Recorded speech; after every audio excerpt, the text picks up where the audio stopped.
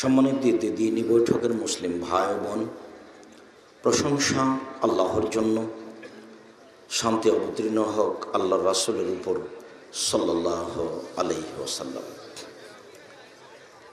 আজকের দিনী বৈঠকে সংক্ষিপ্ত সময়ে বক্তব্যের বিষয়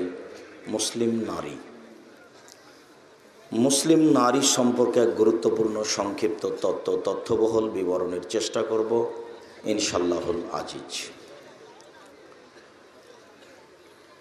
কোরআন মাজিদের একাধিক আয়াতে বোঝা যায় নারীদেরকে জীবিত মাটিতে পুঁতে দেওয়া হতো। বিভিন্ন বইসহ কেন এ নির্যাতন, কি তার প্রতিকার, রাজিয়া বিনতে আজিজুর রহমান এ বইটা পড়লেও নারীদের মর্যাদা ছিল না। ইহুদি, খ্রিস্টান, হিন্দু সবাই নারীদেরকে অপমান করার এবং একেবারে ঘৃণিত বস্তু প্রমাণ করার চেষ্টা করেছে। পক্ষান্তরে আল্লাহ তাআলা তার নবী মুহাম্মদ সাল্লাল্লাহু আলাইহি সাল্লাম নারীদেরকে যথাযথভাবে মূল্যায়ন করার, সম্মান দেওয়ার চেষ্টা করেছেন, যা আল্লাহ তাআলা কোরআন মাজিদে উল্লেখ করেছেন, যাকে বাস্তবায়ন করার জন্য মুহাম্মদ সাল্লাল্লাহু আলাইহি সাল্লাম প্রাণপণে চেষ্টা চালিয়েছেন। সম্মানিত দিনী ভাই বোন, আমরা এই বিষয়ে গুরুত্বপূর্ণ সংক্ষিপ্ত তথ্যবহুল বিবরণের চেষ্টা করব ইনশাআল্লাহ। আপনারা যে যেখানে আছেন বসে থেকে সম্ভব হলে, আর যদি বসে থেকে সম্ভব না হয়, আমাকে দেখতে পান আর না পান, ভদ্রতা বজায় রেখে মুখ বন্ধ করে গুরুত্বপূর্ণ আলোচনা শোনার জন্য চেষ্টা করবেন। আমি আপনার কিছু না কিছু উপকার করব ইনশাআল্লাহ। আমি এই জন্য আপনার উপকার করতে চাচ্ছি যে দীর্ঘ 32 বছর থেকে, আমি 90 সাল থেকে এখন পর্যন্ত আমি কোনোদিন অপ্রয়োজনীয় বাক্য বলিনি। আমি দীর্ঘ 32 বছরে কোনোদিন কিস্সা কাহিনী বলিনি। দীর্ঘ 32 বছরে আমি কোনোদিন কোনো মাযহাব বা কোনো ব্যক্তির বিরুদ্ধে কথা বলিনি। তবে আমি বলেছি শতকরা 98 জন মুফাসসির মিথ্যুক। আমি বলিনি ইনি মিথ্যুক। আমি বলেছি শতকরা 95 জন বক্তা মিথ্যুক, তবে আমি বলিনি ইনি মিথ্যুক। আমি এই দীর্ঘ 32 বছরে কোনোদিন সরকার বিরোধী কথা বলতে যাইনি। আমি চেষ্টা চালিয়েছি কোরআন হাদিসের মাধ্যমে মানুষকে পরকালমুখী করার, যার কারণে মাঝে মধ্যে আমি জামিয়া সালাফের কথা বলে থাকি, যেটা আমার মৌলিক লক্ষ্য উদ্দেশ্য। সেটা আমি আপনাদেরকে এইভাবে জানানোর চেষ্টা করেছি, আমার মনে বড় সাধ, আমি এদেশের মাটিতে উন্নত মানের প্রতিষ্ঠান গড়বই ইনশাআল্লাহ। সেটাই জামিয়া সালাফিয়া, যেখানে ছেলে মেয়ে বাংলা, ইংরেজি, আরবি উন্নত মানের শিক্ষা অর্জন করে জাতির অন্যায়ের বিরুদ্ধে লড়বে মুখে কলমে মিডিয়ায়। মুখে দিনরাত বলে আসছি, এইভাবেই ছেলেরা বলবে। মিডিয়া আপনাদের সামনে দেখতে পাচ্ছেন, মিডিয়া কথা ধরে রেখেছে। এর চেয়ে উন্নত মানের ব্যতিক্রম ধরনের মিডিয়া হচ্ছে মাটি। খুব সাবধান। একটু পরেই এইখানে কথা আসবে যে এই মিডিয়ার চেয়ে, এই যন্ত্রের চেয়ে মাটি শতগুণ উন্নত মানের মিডিয়া, মাধ্যম, যন্ত্র কিভাবে। এই ছেলে, মুখে কথা বলে তুমি সহযোগিতা করছো কেন? তোমার কথা যদি আমি শুনতে পাই তাহলে তুমি পরিবেশ নষ্ট করছো। তুমি পরিবেশ ভালো করার চেষ্টা করো না।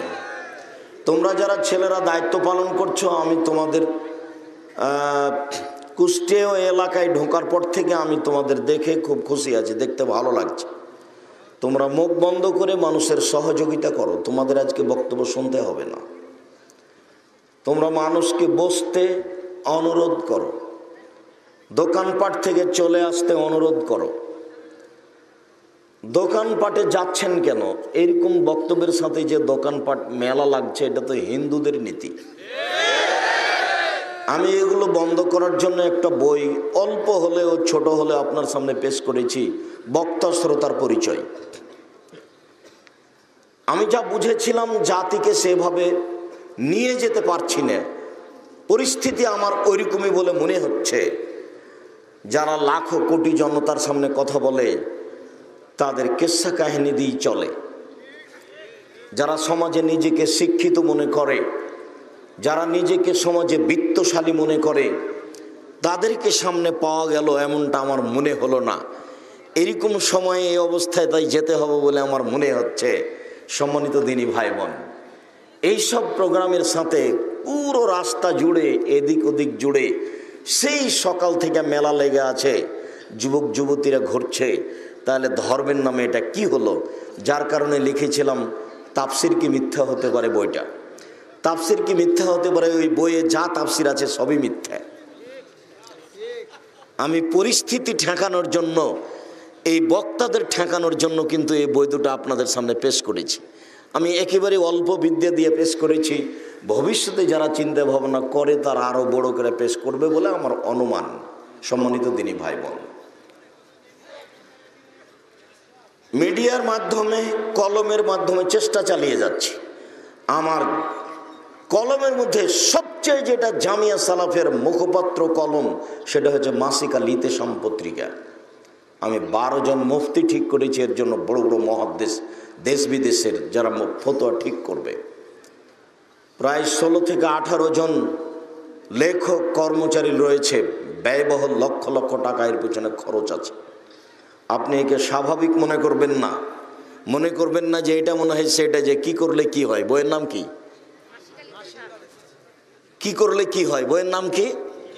কি করলে কি হয়? কি করলে কিছুই হয় না, ছাই হয়, শিরক হয়। আপনি পড়ে দেখেন, কোনো কথা সেখানে ঠিক নেই। কলমে ওইসব মিথ্যা কলমের বিরোধিতা করার জন্য আমি মুখেও দিয়ে একটা কথা বলেছি। তার মধ্যে একটা বলেছি যেটা আপনার শতদিনের জানা আছে। বইয়ের নাম মুকসিদুল মুমিনিন। এ বই একটা হেডলাইন আছে, অবিবাহিত ছেলে মেয়ের পড়া নিষেধ। হেডলাইনই ঠিক নয়, মানে যেই দেখে সেই পড়তে চায়। কি লেখা আছে এখানে? তুমি এটাকে হাসি দিয়ে প্রকাশ করো না, এটাকে ব্যথা দুঃখ দিয়ে প্রকাশ করো। তোমাকে এই বই সংশোধন করতে হবে। সেখানে তিনি হেডলাইনের পরে লিখছেন যে সফরের পূর্বে স্ত্রী মিলন হলে ছেলে টেরা হয়, ভরা পেটে স্ত্রী মিলন হলে ছেলে কানা হয়, চন্দ্র সূর্য গ্রহণের সময় স্ত্রী মিলন হলে ছেলে ল্যাংড়া হয়। একবারে সব কথাগুলি কোরআন মাজিদের সরাসরি বিপরীত, বিরুদ্ধে। আল্লাহ তাআলা বলছেন নিসাউকুম হারসুল লাকুম ফাতু হারসাকুম আন্না শিতুম। পৃথিবীর মানুষ তোমাদের স্ত্রী, তোমাদের জমি। পৃথিবীর মানুষ তোমাদের স্ত্রী, তোমাদের ক্ষেত। তোমরা তোমাদের জমিতে, তোমাদের খেতে আসো তোমাদের ইচ্ছা মতো। সকালেই কি, বিকেলেই কি, দুপুরেই কি, ভরা পেটেই কি, সফরের পূর্বেই কি, চন্দ্রগ্রহণ লাগলেই কি আর না লাগলেই কি। মুসলমানের আকীদাকে নষ্ট করার জন্য পুরো আলোচনাটা এইভাবে লিখে রেখেছে। যত মিথ্যা কলম আছে, যত মিথ্যা বক্তব্য আছে, মানুষের যে আকীদা আদর্শের পরিবর্তন হয়েছে, এইগুলোকে সংশোধন করার জন্য জীবন বাজি রেখে চেষ্টা চালিয়ে যাচ্ছি। তবে আমি মানুষ, কোনো জায়গাতে ভুল থাকতেও পারে, সম্ভবপর চেষ্টা চালাচ্ছি যেন জাতির সামনে ভুল না করি। যার কারণে বলেছি, জাতির যদি রাস্তাঘাট করে দিতে না পারি, জাতির যদি স্কুল কলেজ করে দিতে না পারি, জাতিকে চূড়ান্ত সঠিক ধর্ম দিতে পারবো ইনশাআল্লাহ। ধর্মের ব্যাপারে জাতিকে ফাঁকি দিয়ে পরকাল হারাতে রাজি নই। আমার মনে বড় স্বাদ, আমি এদেশের মাটিতে উন্নত মানের প্রতিষ্ঠান গড়বই ইনশাআল্লাহ। সেটাই জামিয়া সালাফিয়া ডাঙ্গিপাড়া পবা রাজশাহী, জামিয়া সালাফিয়া রূপগঞ্জ নারায়ণগঞ্জ ঢাকা, জামিয়া সালাফিয়া তেঘরা বিরল দিনাজপুর, সেটাই জামিয়া সালাফিয়া 6 মাইল বাবুগঞ্জ বরিশাল। এরকম আরও একাধিক প্রতিষ্ঠান গড়ব ইনশাআল্লাহ, যেখানে ছেলে মেয়েরা বাংলা, ইংরেজি, আরবি উন্নত মানের শিক্ষা অর্জন করে জাতির অন্যায়ের বিরুদ্ধে লড়বে মুখে কলমে মিডিয়ে। আমি আমার অন্তরের কথা, মনের কথা জাতির সামনে প্রকাশ করে রেখেছি, প্রকাশ করে রাখছি। জাতিকে আমি বলেছি, আমার দিনী ভাই বোনকে বলেছি, যারা দেশ বিদেশে আছেন, সামনে আছেন, যন্ত্রের মাধ্যমে আমাদের সাথে আছেন, সাথে থাকবেন, তাদেরকে আমি জোরালোভাবে অনুরোধ জানিয়ে, দাবি জানিয়ে বলেছি, আপনি জামিয়া সালাফের জন্য দোয়া করেন। খালি মুখে বলেন আল্লাহ তুমি জামিয়া সালাফিকে কবুল করো, ওপরে যদি কবুল হয়ে যায় তাহলে মাটিতে সব কাজ সহজ, আর যদি উপরে কবুল না হয় তাহলে যতই চেষ্টা করেন আপনি সফল হতে পারবেন না। আপনার দানের হাত পরে, আল্লাহ তুমি কবুল করো এই কথাটা আগে। সম্মানিত দিনী ভাই বোন, আর বছরে যে একটা প্রোগ্রাম করে থাকি, এইটা আপনার জামিয়া সালাফের উপরে ভালোবাসার জন্য, আপনি যেন তার সব কাজের সাথে জড়িয়ে যেতে পারেন, অংশগ্রহণ করতে পারেন। আপনার যতগুলো ভুল ভ্রান্তি কথা ও কর্ম আছে, ইবাদত আছে, সেগুলি থেকে যেন আপনি ফিরে আসতে পারেন।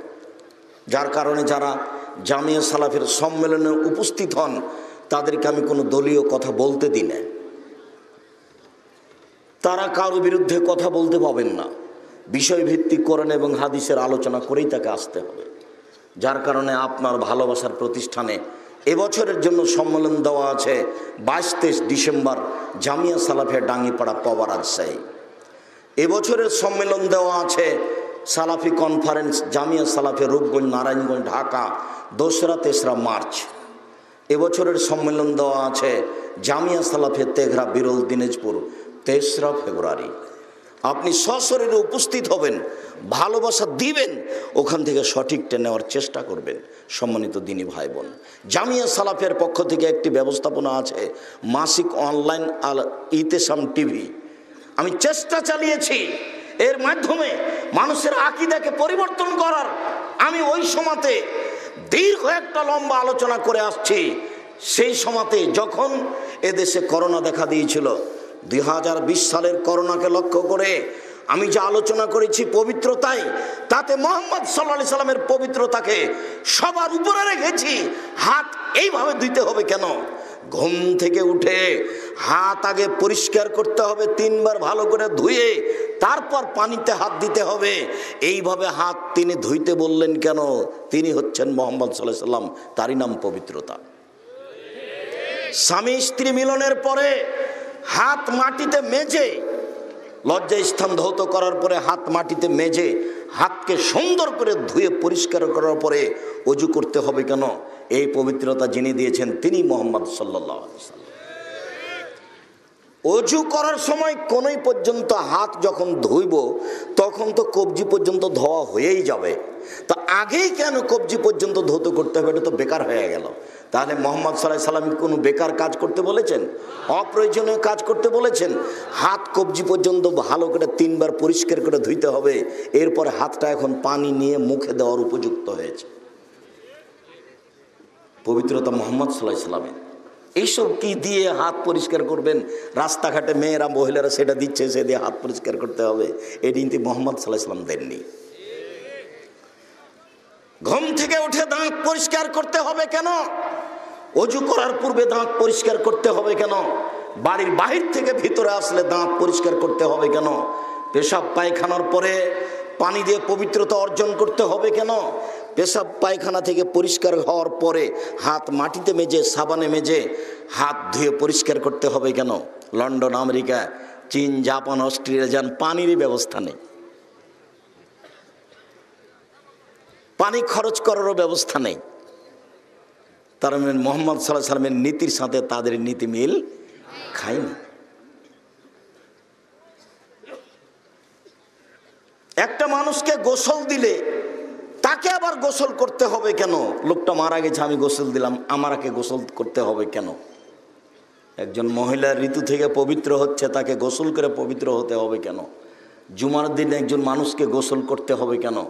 পবিত্রতার আলোচনার শুরু থেকে বলে এসেছি, করোনা ভাইরাস মহামারী নয়, করোনা ভাইরাস ছোঁয়াচে রোগ নয়। মোহাম্মদ সাল্লাল্লাহু আলাইহি ওয়াসাল্লাম ছোঁয়াচে রোগকে নাকচ করে দিয়েছে। ওই সময় আমি বলেছিলাম, কারো যদি করোনা হয়, আমি তার সাথে একসাথে খেতে প্রস্তুত, এক প্লেটে। যদি কেউ করোনায় মারা যায়, তাহলে আমি তার গোসল দিতে প্রস্তুত, জানাজা দিতে প্রস্তুত। এতে যদি আমারও করোনা হয়, তাহলে আমি বলবো না এই কারণে হয়েছে, আমি বলবো পৃথিবী সৃষ্টির 50,000 বছর পূর্বে মানুষের ভাগ্য লেখা হয়েছে, তার কর্ম, সুবিধা অসুবিধা, অসুখ বিসুখ লেখা হয়েছে, সেই দিন করোনা আমার নামে লেখা হয়েছে, যার কারণে হলো এটা আমি বলবো। আমি অল্প সময় বাঁচতে এসে ওর নাম দিয়ে শেরক করে হায়াতকে বাড়াতে রাজি নই। আপনি এমনি মাস্ক পরেন, এখন পরেন, ধুলাবালি আছে এর জন্য আপনি পরে থাকেন। ওই অসুখ থেকে বাঁচার জন্য, ব্যাধি থেকে বাঁচার জন্য, ওই বিপদ থেকে রক্ষা পাওয়ার জন্য আপনি এটা করবেন কেন? সম্মানিত দিনী ভাই বোন, আমি আপনাদেরকে অনুরোধ জানাচ্ছি, যে যেখানে আছেন নিজ নিজ স্থানে দাঁড়িয়ে হোক, বসে হোক, ভদ্রতা বজায় রেখে চুপচাপ আলোচনা শোনার চেষ্টা করবেন। দয়া করে রাস্তাঘাটে থাকবেন। এই ছেলেরা, এই এখান থেকে যাওয়ার সময় কেউ মোটরসাইকেল বা কোনো কিছু জন্য স্টার্ট দিয়ে না নিয়ে যেতে পারে, তোমরা তার সাথে থাকবে, পার করে দেওয়া, ওখানে যাবে, তারপরে স্টার্ট দিবে গাড়ি। নিজেকে কোনো সময় পশু প্রাণী মনে করো না। আপনারা যারা আছেন নিজেকে গরু ছাগল মনে করবেন না, মানুষ মনে করবেন। মহান আল্লাহ বলেন, বুঝে না ওরা, অন্তর আছে বুঝে না, বুঝা দরকার ছিল, শুনেও শোনে না ওরা, কান আছে শোনে না, কান শোনা দরকার ছিল, দেখেও দেখে না ওরা, চক্ষু আছে দেখে না, দেখা দরকার ছিল। উলায়েকা কাল আনাম, তারা পশু প্রাণীর মতো, তারা গরু ছাগলের মতো, তারা কুকুর শ্রীগলের মতো, বালহুম আদাল, বরং তার চেয়ে খারাপ। আল্লাহ বলছেন কুকুর শ্রীগলের চেয়ে খারাপ মানুষ। তবে তিনি বলেননি, তবে আল্লাহ তাআলা বলেননি যে মানুষ কুকুর শ্রীগল, এ কথা বলেননি, বলেছেন তার মতো। কেন? কুকুর শ্রীগল কোনোদিন তার নীতি থেকে ফিরে আসতে পারবে না, মানুষই পারে। কুকুর শ্রীগল, পশু প্রাণী, গরু ছাগল তার নীতি থেকে ফিরে আসতে পারে না, কিন্তু মানুষই পারে। জর্দা তামাক ছেড়ে দিতে মানুষই পারে। কতবার আপনাকে বললাম যে 3 শ্রেণীর মানুষ জান্নাতে যাবে না, 3 শ্রেণীর মানুষ জান্নাতে যাবে না, বলাটা এইভাবে রাসূল সাল্লাল্লাহু আলাইহি ওয়াসাল্লাম বলছেন, সালাসাতুন, 3 শ্রেণীর মানুষ লা তাদখুলুল জান্নাতা আবাদা, কখনো জান্নাতে যাবে না। 1, মধুমেনুল খামর, যারা নিয়মিত বিড়ি, তামাক, জর্দা, সিগারেট, গুল, নেশাদার দ্রব্য খায়, পান করে। যদিও কুষ্টিয়া, মেহেরপুরে তামাকের চাষ হয়, তামাকের চাষ ছেড়ে দিতে হবে।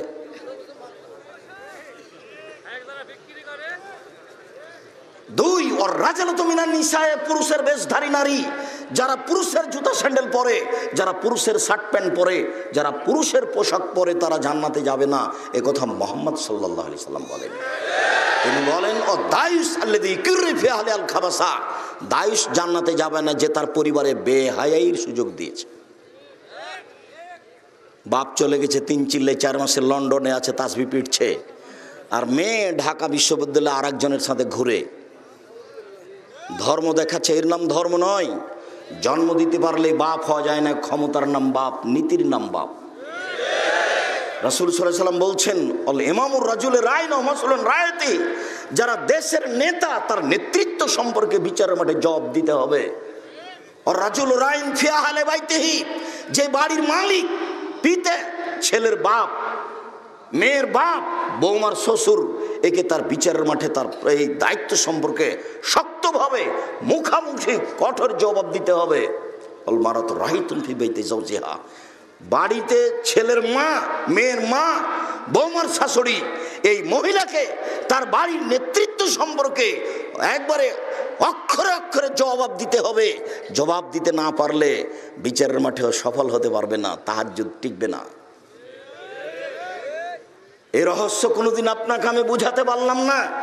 জাবের রাদিয়াল্লাহু তাআলা আনহুকে আল্লাহর নবী বলছেন, সবাইকে আল্লাহর নবী বললেন যে আমরা এখন মদিনায় ঢুকবো না, যুদ্ধ করে আসছি, আমরা এখানে রাত্রে থাকি, সকালে আমরা নিজ নিজ বাড়িতে যাব।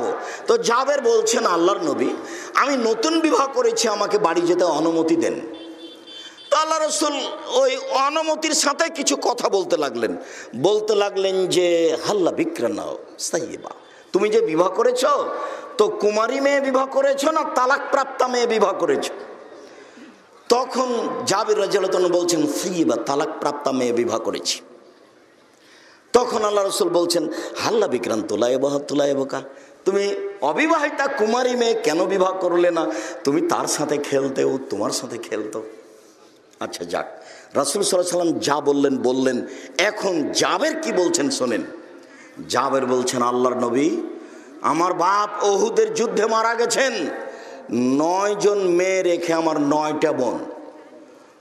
অন্য এক বর্ণনা রয়েছে আমার বাপ উহুদের যুদ্ধে শহীদ হয়েছেন, 6টা মেয়ে রেখে আমার 6 জন বোন। আমি চাইনি আমার বোনের মতো বয়সের একটা মেয়েকে বিবাহ করতে, আমি এমন মেয়েকে বিবাহ করতে চেয়েছি যেই মেয়ে তুয়াদ্দেবহুন্না, এদের শিষ্টাচার দিতে পারবে, অতুয়াল্লেমহুন্না, এদের বিদ্যা দিতে পারবে, অতুরাজ্জালহুন্না, এদের মাথার চুল চিরুনি করে দিতে পারবে, অত্তাকুমু আলাইহিন্না, যে এদের সামনে পাহারা দিতে পারবে, আমার বোনদেরকে পাহারা দিতে পারবে। মা মানে পাহারাদার, মা মানে পাহারাদার। আমি এই কথা বলিনি, মুহাম্মদ সাল্লাল্লাহু আলাইহি ওয়াসাল্লাম এই কথা বলেন। তার মুখের ভাষা আরবি আপনাকে শোনালাম। ছেলে খারাপ হয়েছে এর জন্য গ্রামবাসী দায়ী নয়, ছেলে খারাপ হয়েছে এর জন্য বাপ মা দায়ী। মেয়ে খারাপ হয়েছে এর জন্য গ্রামবাসী দায়ী নয়, মেয়ে খারাপ হয়েছে এর জন্য মা দায়ী।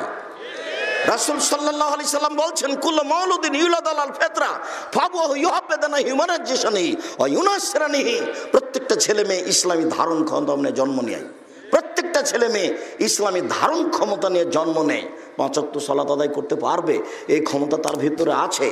দাড়ি ছেড়ে দিতে পারবে, চাঁচবে না, এই ক্ষমতা তার ভিতরে আছে। টাকনুর নিচে প্যান্ট পরবে না, উপরেই পরবে, এই ক্ষমতা তার ভিতরে আছে। তো টাকনুর নিচে প্যান্ট পরলো কেন? দাড়ি চাঁচলো কেন? দোকানে বসে আড্ডা পিটলো কেন? সুদ ঘুষ জুয়ায় অংশগ্রহণ করলো কেন? রাসূল সাল্লাল্লাহু আলাইহি ওয়াসাল্লাম বলছেন, ওর বাপ মা করতে বলেছে এই জন্য। মেয়েটা নগ্ন পোশাকে আছে কেন? এখন ক্লাস 10-এ পড়ে, ওর বাপ তাহাজ্জুদ পড়ে, এখন বসে আছে, মাথায় কাপড় নেই। এর জন্য জবাব আমি দিব, ওই কাপুরুষ বাপে দিবে, আমি দিব কেন?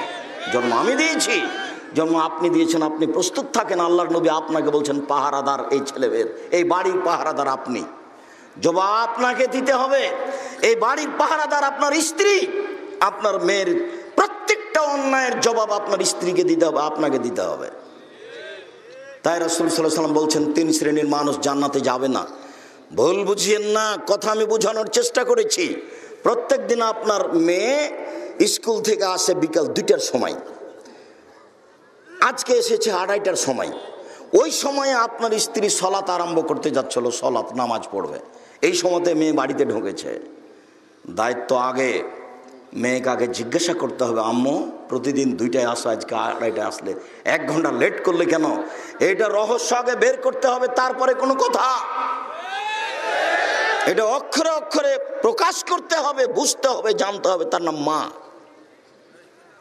মায়ের কারণে এই সংসার, এই পরিবার ভুল পথে গেছে, বাপের কারণেই এই সংসার, এই পরিবার ভুল পথে গেছে। বলছিলাম সম্মানিত দিনী ভাই বোন, মহান আল্লাহ বলেন, ওয়াকারনা ফি বুয়ুতিকুন্না ওয়ালা তাবাররাজনা তাবাররুজাল জাহিলিয়াতিল উলা।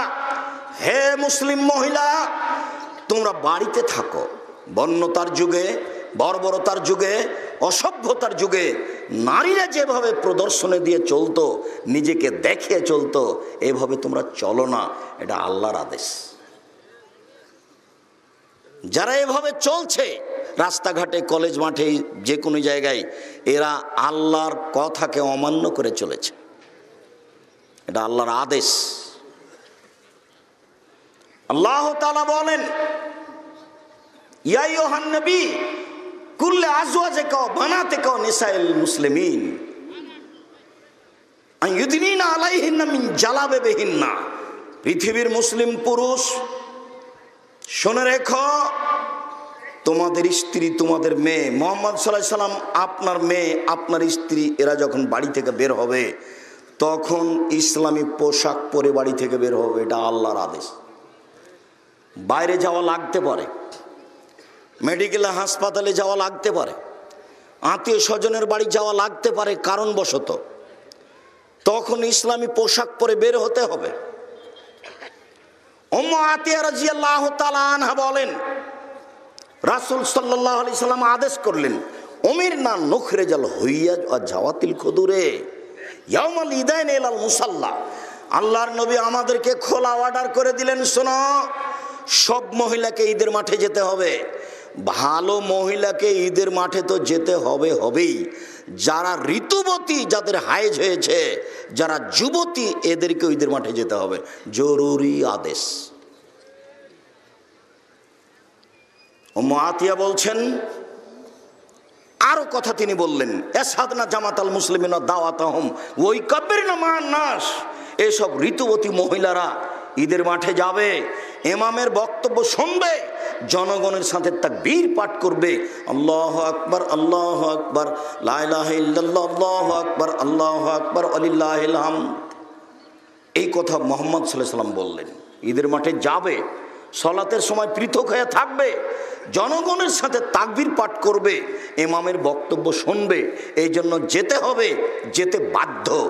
তখন আমাদের একজন বলল, আল্লাহর নবী, এহেদানা লাইসা লাহা জিলবাব, আমাদের কোনো মহিলা এমনও আছে যার চাদর নাই, বাইরে যাওয়ার মতো চাদর নাই, তাহলে কি করবে? তখন রাসূল সাল্লাল্লাহু আলাইহি ওয়াসাল্লাম বলছেন, লেতুল বেসাহা সাহেবাতা মিন জিলবাবিহা, ওর সাথী, ওর বান্ধবী, ওর কোনো দিনী বোন তাকে চাদর দিবে, তাহলে আরেকজনের চাদর ধার করে নিয়ে ঈদের মাঠে যাবে। এই কথা মুহাম্মদ সাল্লাল্লাহু আলাইহি ওয়াসাল্লাম বলেন। এই বুখারী মুসলিমের হাদিসে কি বলতে চেয়েছি? যেটা বলতে চেয়েছি সেটা হলো এই, যে মুসলিম মহিলা বাড়ি থেকে বের হলে ইসলামী পোশাক পরে বের হবে। এটা আল্লাহ বলছেন, এটা আল্লাহর নবী বলছেন।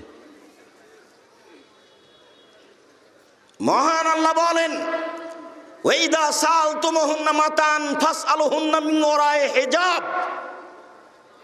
তোমাদের যদি অপর মহিলাদের সাথে কথা বলা লাগে, কোনো প্রয়োজনীয় কিছু লেনদেন করা লাগে, তাহলে অন্তরাল আট থেকে কথা বলো, অন্তরাল আট থেকে লেনদেন করো। যালিকুম আতহারুলি কুলুবিকুম ওয়া কুলুবিহিন্না, অন্তরাল থেকে কথা বললে তোমার অন্তরটাও পবিত্র থাকবে, তার অন্তরটাও পবিত্র থাকবে। তোমাকে দেখে কিছু মন্তব্য করবে না, তুমিও তাকে দেখে কিছু মন্তব্য করবে না। তুমি তো দেখতেই পাচ্ছ না, তো মন্তব্য করবে কি করে? এটা আল্লাহ বলছে। তাহলে আমাদের অবস্থা কি হতে পারে? এক মিনিট, এই ছেলে বসো, দয়া করে কোনো দিনই ভাই বোন আমাকে কাজ দেখাবেন না। আপনার কোনো জরুরি কাজ এখন আমাকে দেখাবেন না, দয়া করে, আপনাকে আমি অনেক ভালোবাসি। এত কষ্ট করে কয়েকটা জেলা থেকে আপনি এসেছেন আমাকে দেখার জন্য নয়, কিছু কথা শোনাও মানার জন্য।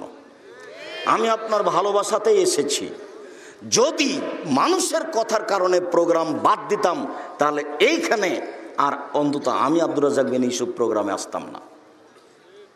কিন্তু মানুষের কথা কে কি বলল, এটা আমি কোনোদিন পিছনে তাকিয়ে দেখিনি। কে কোন বক্তব্য দিল, এটা আমি কোনোদিন পিছনে তাকিয়ে দেখিনি। কে আমাকে গালি দিল, কে আমাকে পয়সা দিল না, এটা আমি কোনোদিন তাকিয়ে দেখিনি। ওই পর্যন্তই শেষ।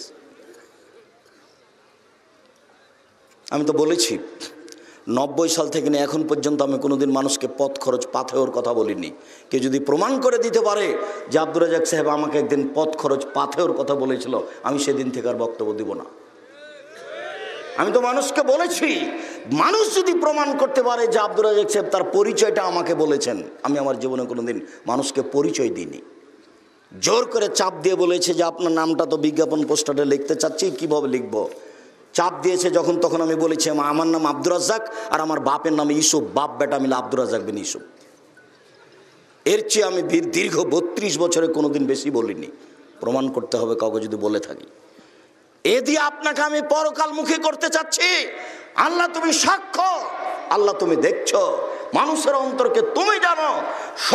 সত্যই যদি এই দিয়ে তোমাকে সন্তুষ্ট করতে চাই, মানুষকে পরকালমুখী করতে চাই, তাহলে তুমি এই কথাগুলি মানুষের জন্য গ্রহণীয় হিসাবে কবুল করো।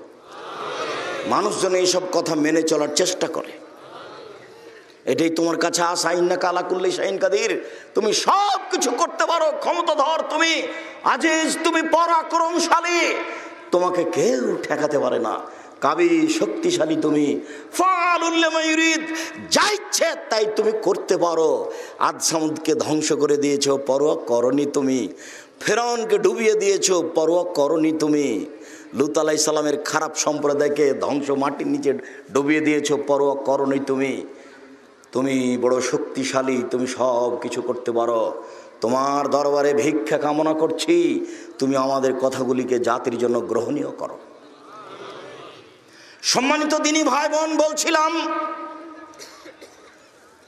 অন্তরাল আট থেকে যদি নারীদের সাথে কথা বলেন তাহলে আপনার অন্তর পবিত্র থাকবে। এইটা বলতে গিয়ে একটা কথা বলি। আল্লাহর নবী এতেকাফে ছিলেন, আল্লাহর নবী এতেকাফে ছিলেন, তখন তার স্ত্রী সাফিয়া রাদিয়াল্লাহু তাআলা আনহা আল্লাহ রাসূলের কাছে আসলেন একটু দেখাশোনা করার জন্য, পরামর্শের জন্য। তো সাফিয়া তখন তার স্বামীর সাথে কথা বললেন। এবার সাফিয়া রাদিয়াল্লাহু তাআলা আনহা উঠে চলে যাচ্ছেন বাড়ির দিকে। তো আল্লাহ রাসূলও সাথে সাথে স্ত্রীর সাথে সাথে মসজিদের বাহির দরজার দিকে আগিয়ে গেলেন। দুইজন মানুষ চোখে পড়ল। চট করে আল্লাহ রাসূল বলছেন, এই শোনো, ইনি আমার স্ত্রী। তখন সাহাবী দুজন বলছেন, সুবহানাল্লাহ, আপনি এই কথা বললেন কেন? আপনি কি মনে করছেন যে আমরা মনে করব এই মহিলাটা বা কে? এই মহিলা কেন রাসূলের কাছে আসলো? খারাপ সম্পর্ক নাকি? এইটা কি আমরা মনে করব? সুবহানাল্লাহ, আপনি এটা মনে করলেন কেন?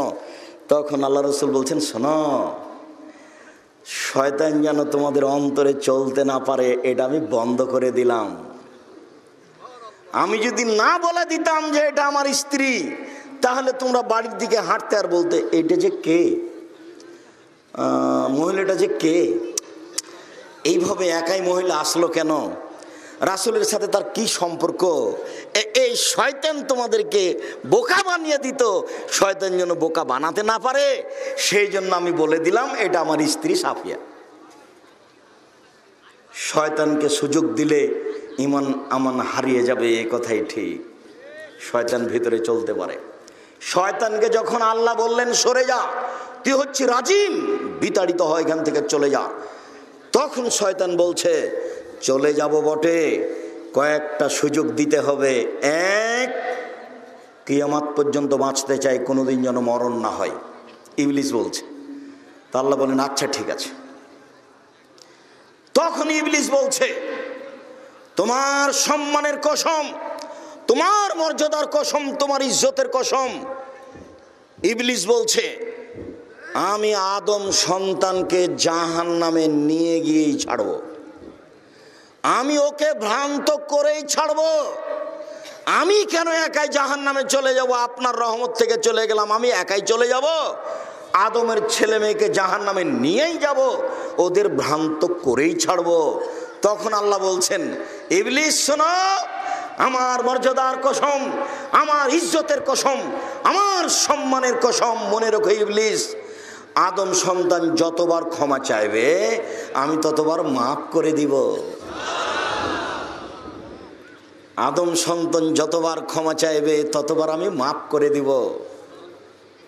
আনাস রাদিয়াল্লাহু তাআলা আনহু বলেন, রাসূল সাল্লাল্লাহু আলাইহি ওয়াসাল্লাম বলেছেন, ইবনে আদম, আদমের ছেলে মেয়ে শোনো, লাউ বালাগাত যুনুবুকা আনানাস সামায়ে, তোমার পাপ বেশি হতে হতে যদি আকাশে লেগে যায়, ফাস্তাগফিরতানি, এরপরে যদি তুমি আমার কাছে ক্ষমা চাও, গাফারতু লাকা ওয়ালা উবালি, আমি তোমাকে ক্ষমা করে দিব, আমি পরোয়া করি না তুমি কত বড় পাপী।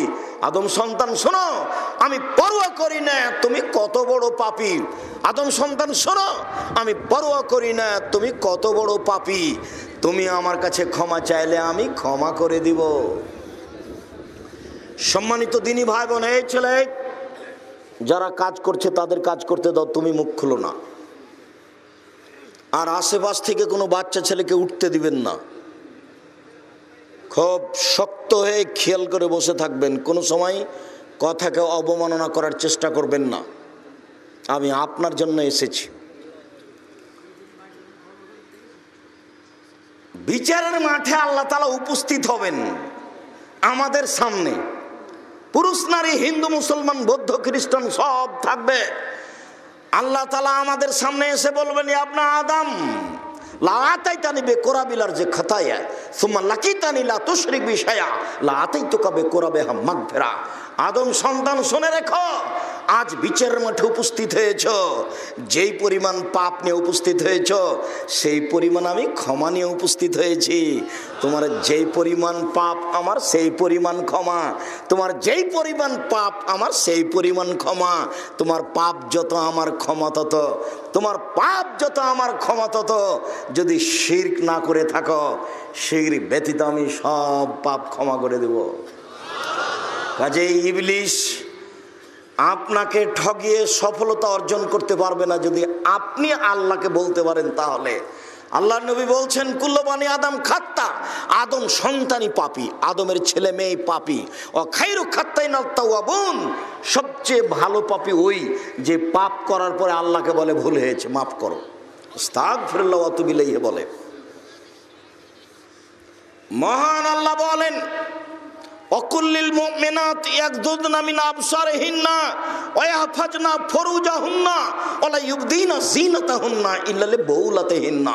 মুহাম্মদ সাল্লাল্লাহু আলাইহি সাল্লাম, আপনি পৃথিবীর মুমিন নারীদেরকে বলে দেন তারা যেন তাদের চক্ষুকে নিচু করে চলে। মহিলাদেরকে আল্লাহ পর্দা করে চলার জন্য বলছে। এই মেয়ে শোনো, কথা বলছো কেন? তোমাকেই তো বলছি। উপস্থিত বৈঠকের মুসলিম বোন, আর একজন গায়ের ওপর দিয়ে চড়ে চলে গেলে আপনি মুখ খুলবেন না, চুপচাপ থাকেন, এক খেয়ালে চেয়ে থাকবেন। আল্লাহ বলছেন যে মহিলাদেরকে চক্ষু নিচু করে চলতে হবে। ওয়াহফাজনা ফুরুজাহুন্না, লজ্জা স্থানকে হেফাজতে রাখতে হবে, বিলিয়ে দিতে হবে না। এই কথাটার সাথে একটু পর একটা কথা আসবে। ঢং ঢং করে এসেছো, ঢং ঢং করে চলে যায়ও না। ভদ্রতা বজায় রেখে শিক্ষিতা মেয়ের পরিচয় দিয়ে চুপচাপ বসে থাকো। মহান আল্লাহ বলছেন, আপনি বলে দেন ওরা যেন তাদের লজ্জা স্থানকে হেফাজতে রাখে। ওয়া ইউবদিনা যিনাতাহুন্না, তারা তাদের সৌন্দর্যকে যেন প্রকাশ না করে। এটা আল্লাহ বলছেন। তোমার সৌন্দর্যতা কি বলো তো? তুমি কি বুঝো? তুমি তো মনে করো চুলগুলো আমার খুব সুন্দর থাকবে, তাহলে বোঝা যাচ্ছে যে সুন্দর হওয়ার এটা দিক, তাহলে এটা ঢেকে রাখতে হবে। তুমি তো মনে করো যে আমি মুখে এই সেই লাগাবো, মানুষে দেখবে তোমাকে ভালো লাগে, তাহলে এইটা সুন্দরতা প্রকাশ করার একটা দিক। মেয়েদেরকে নখে, হাতের নখে এবং পায়ের নখে মেহেন্দি দিতে হবে, এ কথাই ঠিক। মেহেদি দিতে হবে, এ কথাই ঠিক, জরুরিভাবে দিতেই হবে, দিতে বাধ্য। কেন? একজন মহিলার নিকট থেকে আল্লাহর নবী একটা পত্র নিলেন, তো মহিলার হাতে মেহেদি ছিল না। আল্লাহ রাসূল হাতটার নিন্দা করে বললেন, আমি আদরাজুলান আমরা, এই হাতটা মহিলার হাত না পুরুষের হাত? পুরুষের হাত তাই তো মেহেদি নেই, মহিলার হাত তাই তো মেহেদি আছে। পুরুষ থেকে পৃথক করে রাখতে হবে হাতকে, কি দিয়ে? মেহেদি দিয়ে। পুরুষ মেহেদি হাতে দিতে পাবে না। রাসূল সাল্লাল্লাহু আলাইহি সাল্লাম বলছেন, তিবুর রিজালে মা জাহারা লাউনুহা মা জাহারা রিহুহা, পুরুষের সুগন্ধি হচ্ছে যার গন্ধ পাওয়া যায়, দেখতে পাওয়া যায় না।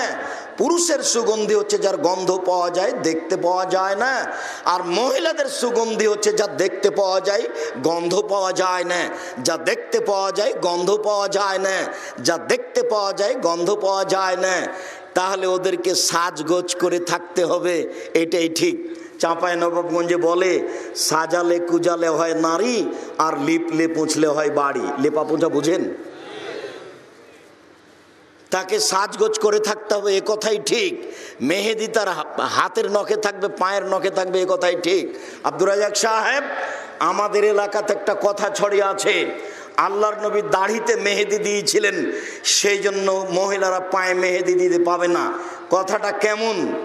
তা আমি আপনাকে বলি, কথা যদি তাই হয় তাহলে আল্লাহর নবী বলেছেন ঋতুবতী মহিলারা যখন ঋতু থেকে পবিত্র হবে তখন সে লজ্জা স্থানে আতর ব্যবহার করবে। তো আতর তো আল্লাহর নবী দাড়িতে লাগিয়েছেন, এবার একটার সাথে আর একটা লাগাতে হবে না। আল্লাহর নবী মেহেদি দাড়িতে দিয়েছেন, দাড়ি পেকে গেলে মেহেদি দিয়ে দাড়ি লাল করতে হবে, এটাই সুন্নাত, সাদা রাখা যাবে না, এটাই সুন্নাত। এর অর্থ এই নয় যে এখন থেকে মেহেদি কোরআন মাজিদ হয়ে গেছে, এটা নয়, ওটা এটা নীতি। কোন মহিলা নখে নেইল পালিশ দিতে পাবে না। ইহুদি খ্রিস্টানদের পতিতালয়ের মহিলাদের বৈশিষ্ট্য হচ্ছে নখে নেইল পালিশ দেওয়া। ইহুদি খ্রিস্টানদের পতিতালয়ের মেয়েদের বৈশিষ্ট্য হচ্ছে নখে নেইল পালিশ দেওয়া। নেইল পালিশ মোটা, অজু হবে না, সলাত হবে না, এই জন্য দেওয়া হবে না, এই কথাটা নয়। এটা হচ্ছে ইহুদি খ্রিস্টানদের পতিতালয়ের মেয়েদের বৈশিষ্ট্য, এই জন্য দেওয়া হবে না। কপালে টিপ দেওয়া হবে না, এই জন্য যে হিন্দু মেয়েদেরকে বিবাহ করার 10টা পদ্ধতি আছে, তার একটা পদ্ধতি নাম রাক্ষসী বিবাহ। মেয়ের বাপ বিবাহ দিবে না, ছেলেটা জোর করে বিবাহ করবে। ছেলেটা যদি তার কপালে টিপ দিয়ে দিতে পারে তাহলে বিবাহ হয়ে গেছে, তার নাম রাক্ষসী বিবাহ। টিপটা তাদের পক্ষ থেকে এসেছে, যার কারণে মুসলিম মহিলা কপালে টিপ দিতে পাবে না। তাই তো মুসলিম মহিলা কপালে সিঁদুর দেয় না, তাই তো মুসলিম মহিলা হাতে শাখা পরে না, ওই যে সাদা চুড়িটা, ওর ওটা বৈশিষ্ট্য, সে এটা ছাড়ে না। মুসলিম মহিলায় বিক্রি হয়ে যায়, এখানে সেখানে ঘুরে হিন্দুদের মেলায় গিয়ে সময় কাটায়। সম্মানিত দিনী ভাই বোন, বলছিলাম মহান আল্লাহ বলেন পৃথিবীর মুসলিম মহিলা শুনে রাখো, তোমাদেরকে চক্ষু নিচু করতে হবে, তোমাদের লজ্জা স্থানকে জেনা থেকে হেফাজত করতে হবে। আল্লাহ তাআলা বলেন তোমাদের সৌন্দর্যকে ঢেকে রাখতে হবে। তবে স্বামীর সামনে মাথার চুল খুলে রাখা যায়, সৌন্দর্য প্রকাশ করা যায়, শ্বশুরের সামনে করা যায়, ছেলের সামনে করা যায়, ভাইয়ের ছেলের সামনে করা যায়, বোনের ছেলের সামনে করা যায়, আর একজন মহিলার সামনে করা যায়, বাড়ির দাসীর সামনে করা যায়। এইভাবে আল্লাহ তাআলা ধারাবাহিকভাবে উল্লেখ করলেন। সম্মানিত দিনী ভাই বোন, আবু সাঈদ খুদরি রাদিয়াল্লাহু তাআলা আনহু বলেন রাসূল সাল্লাল্লাহু আলাইহি সাল্লাম বলেছেন, পৃথিবীর মানুষ ফাত্তাকুদ দুনিয়া ওয়াত্তাকুন নিসা, তোমরা পৃথিবী থেকে বেঁচে থাকো এবং মহিলা থেকে বেঁচে থাকো। ফাওয়ালা ফিতনা ফি বনি ইসরাঈল কানাত ফিন নিসায়ে, প্রথম সমস্যা মহিলাদের মধ্যে দেখা দিয়েছে বনি ইসরাঈলের যুগে। অতএব মহিলা থেকে সাবধান থাকো। মহিলা থেকে কথা বলার ব্যাপারে, চলার ব্যাপারে, পড়াশোনার ব্যাপারে, লেনদেনের ব্যাপারে, সব ব্যাপারে সাবধান থাকো। ও তোমাকে বেকায়দায় ফেলে দিবে। ধারাবাহিক আমি আলোচনা আপনার সামনে পেশ করছি, খেয়াল করে থাকবেন। যাক, বুঝলাম মহিলারা বিপজ্জনক বস্তু, তাই বাঁচতে বলেছেন। পৃথিবী জড় বস্তু, পৃথিবী কি করতে পারে যে আল্লাহ বলছেন তোমরা মাটি থেকে বেঁচে থাকো? বিচারের মাঠে আল্লাহ তাআলা মানুষকে এমনিতে জাহান্নামে দিবেন না, মানুষকে অপরাধী প্রমাণ করবেন, তারপর জাহান্নামে দিবেন। প্রত্যেক মানুষের জন্য 99টা খাতা আছে। এক একটা খাতা এত বড় লম্বা, চোখের পাওয়ার যত দূর যায়, সবাইকে তার হাতে খাতা দেওয়া হবে। খাতা দিয়ে তাকে বলা হবে পড়ো, ইকরা কেতাবাক, তুমি তোমার নিজের খাতা পড়ো, কি লেখা আছে। আপনি আরবি জানলেও পড়তে পারবেন, আরবি না জানলেও পড়তে পারবেন। আপনি পড়বেন আর বলবেন মালি হাদাল কিতাব, কি আশ্চর্য ধরনের খাতা, লা ইউগাদিরু সাগীরাতান ওয়ালা কাবীরা, জীবনের ছোট কথাও লেখা আছে, বড় কথাও লেখা আছে। আপনি নিজের পাপ নিজেই পড়বেন, ঢেকে রাখার কোনো পথ নেই। মাটি কথা বলবে। আল্লাহ তাআলা বলছেন ইয়াউমাইযিন তুহাদ্দিসু আখবারাহা, যেদিন মাটি টপ টপ টপ টপ করে কথা বলবে। কোথায় বসে আপনি জেনা করেছেন, মাটি ছবি সহ ধরে রেখেছে। কখন ভাবির সাথে কথা বললেন, মাটি ছবি সহ ধরে রেখেছে। আজকে কার সাথে মোটরসাইকেলে কার পিছনে এসেছেন, কাকে নিয়ে এসেছেন, এই ছবি ধরে রেখেছে মাটি।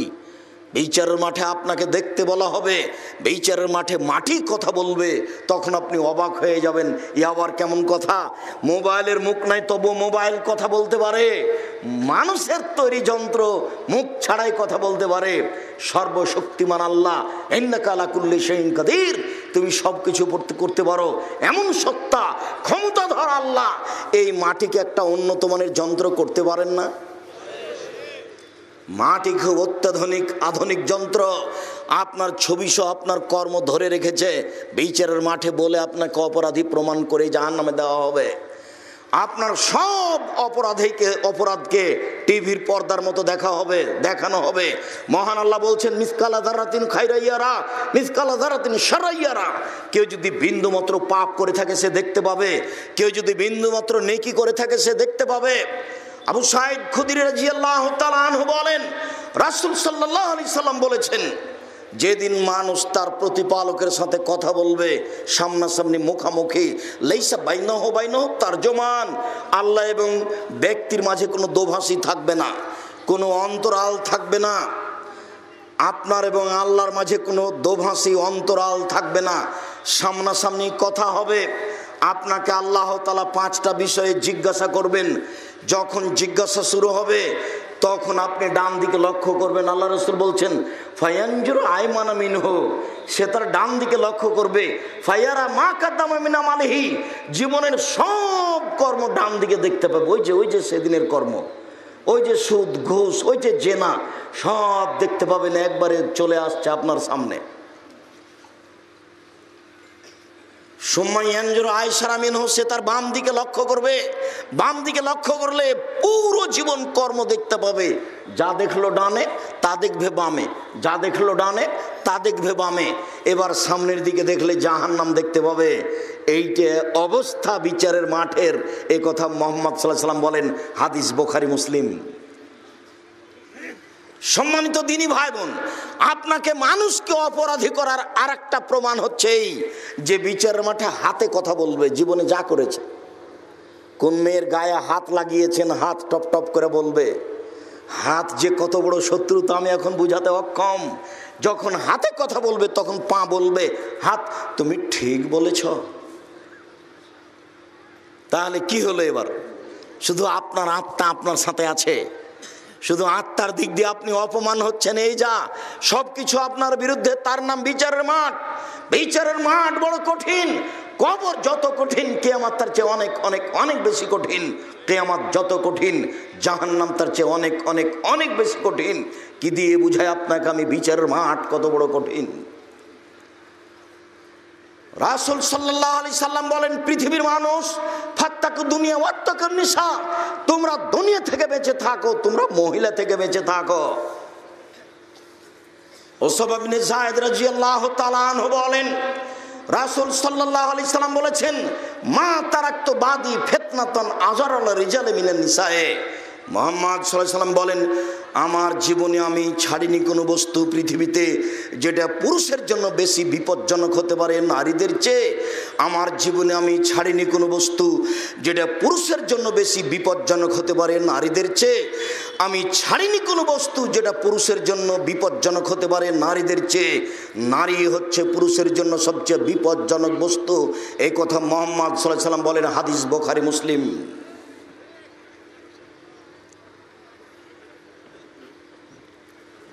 আবু হুরায়রা রাদিয়াল্লাহু তাআলা আনহু বলেন, আবু সাঈদ খুদরি রাদিয়াল্লাহু তাআলা আনহু বলেন, রাসূল সাল্লাল্লাহু আলাইহি সাল্লাম বললেন,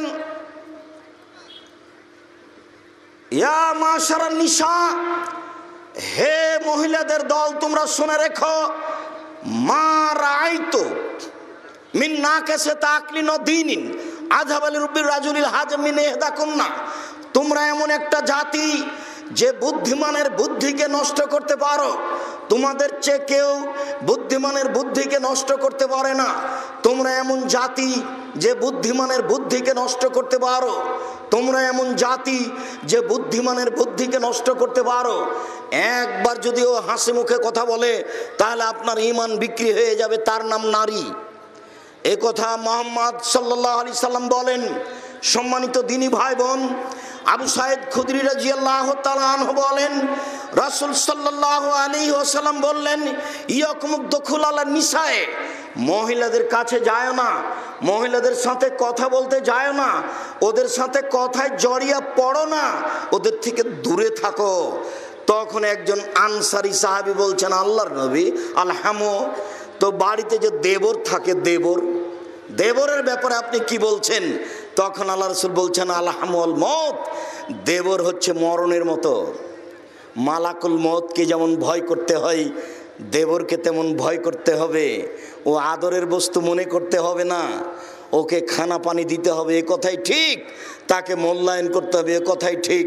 নিজেকে খুব হেফাজতে রেখে, সাবধানে রেখে বাড়িতে থাকতে পারে, এ কথাই ঠিক। যদিও এইটা হচ্ছে মেহেরপুর কুষ্টিয়া, মানে হলো এই যে দুই ভাই বসবাস করছে, তো পৃথক হয়ে যদি বসবাস করতে চাই, মধ্যে যদি বাড়কে ঘিরা দিয়ে দেয়, তাহলে ছেলে মেয়ের আর বিবাহ হবে না। কেন? যারা দেখতে বাসবে মেয়েকে ছেলেকে, তারা বলবে এদের ভাই ভাই গন্ডগোল আছে, এর জন্য মধ্যে ঘেরা দিতে দেয়নি। অথচ মুহাম্মদ সাল্লাল্লাহু আলাইহি সাল্লামের নীতি, তার বাড়ি পৃথক হবে, তার বাড়ি পৃথক হবে, ঘিরে দিয়ে, এই কথাই ঠিক। সামাজিকতা চেপে গেছে। আর একটু আগে গেলে সাতক্ষীরা পাবেন, সাতক্ষীরার অবাক, ওইদিকে একটা ঘর, এইদিকে একটা ঘর, মধ্যে গরুর গাড়ির রাস্তা।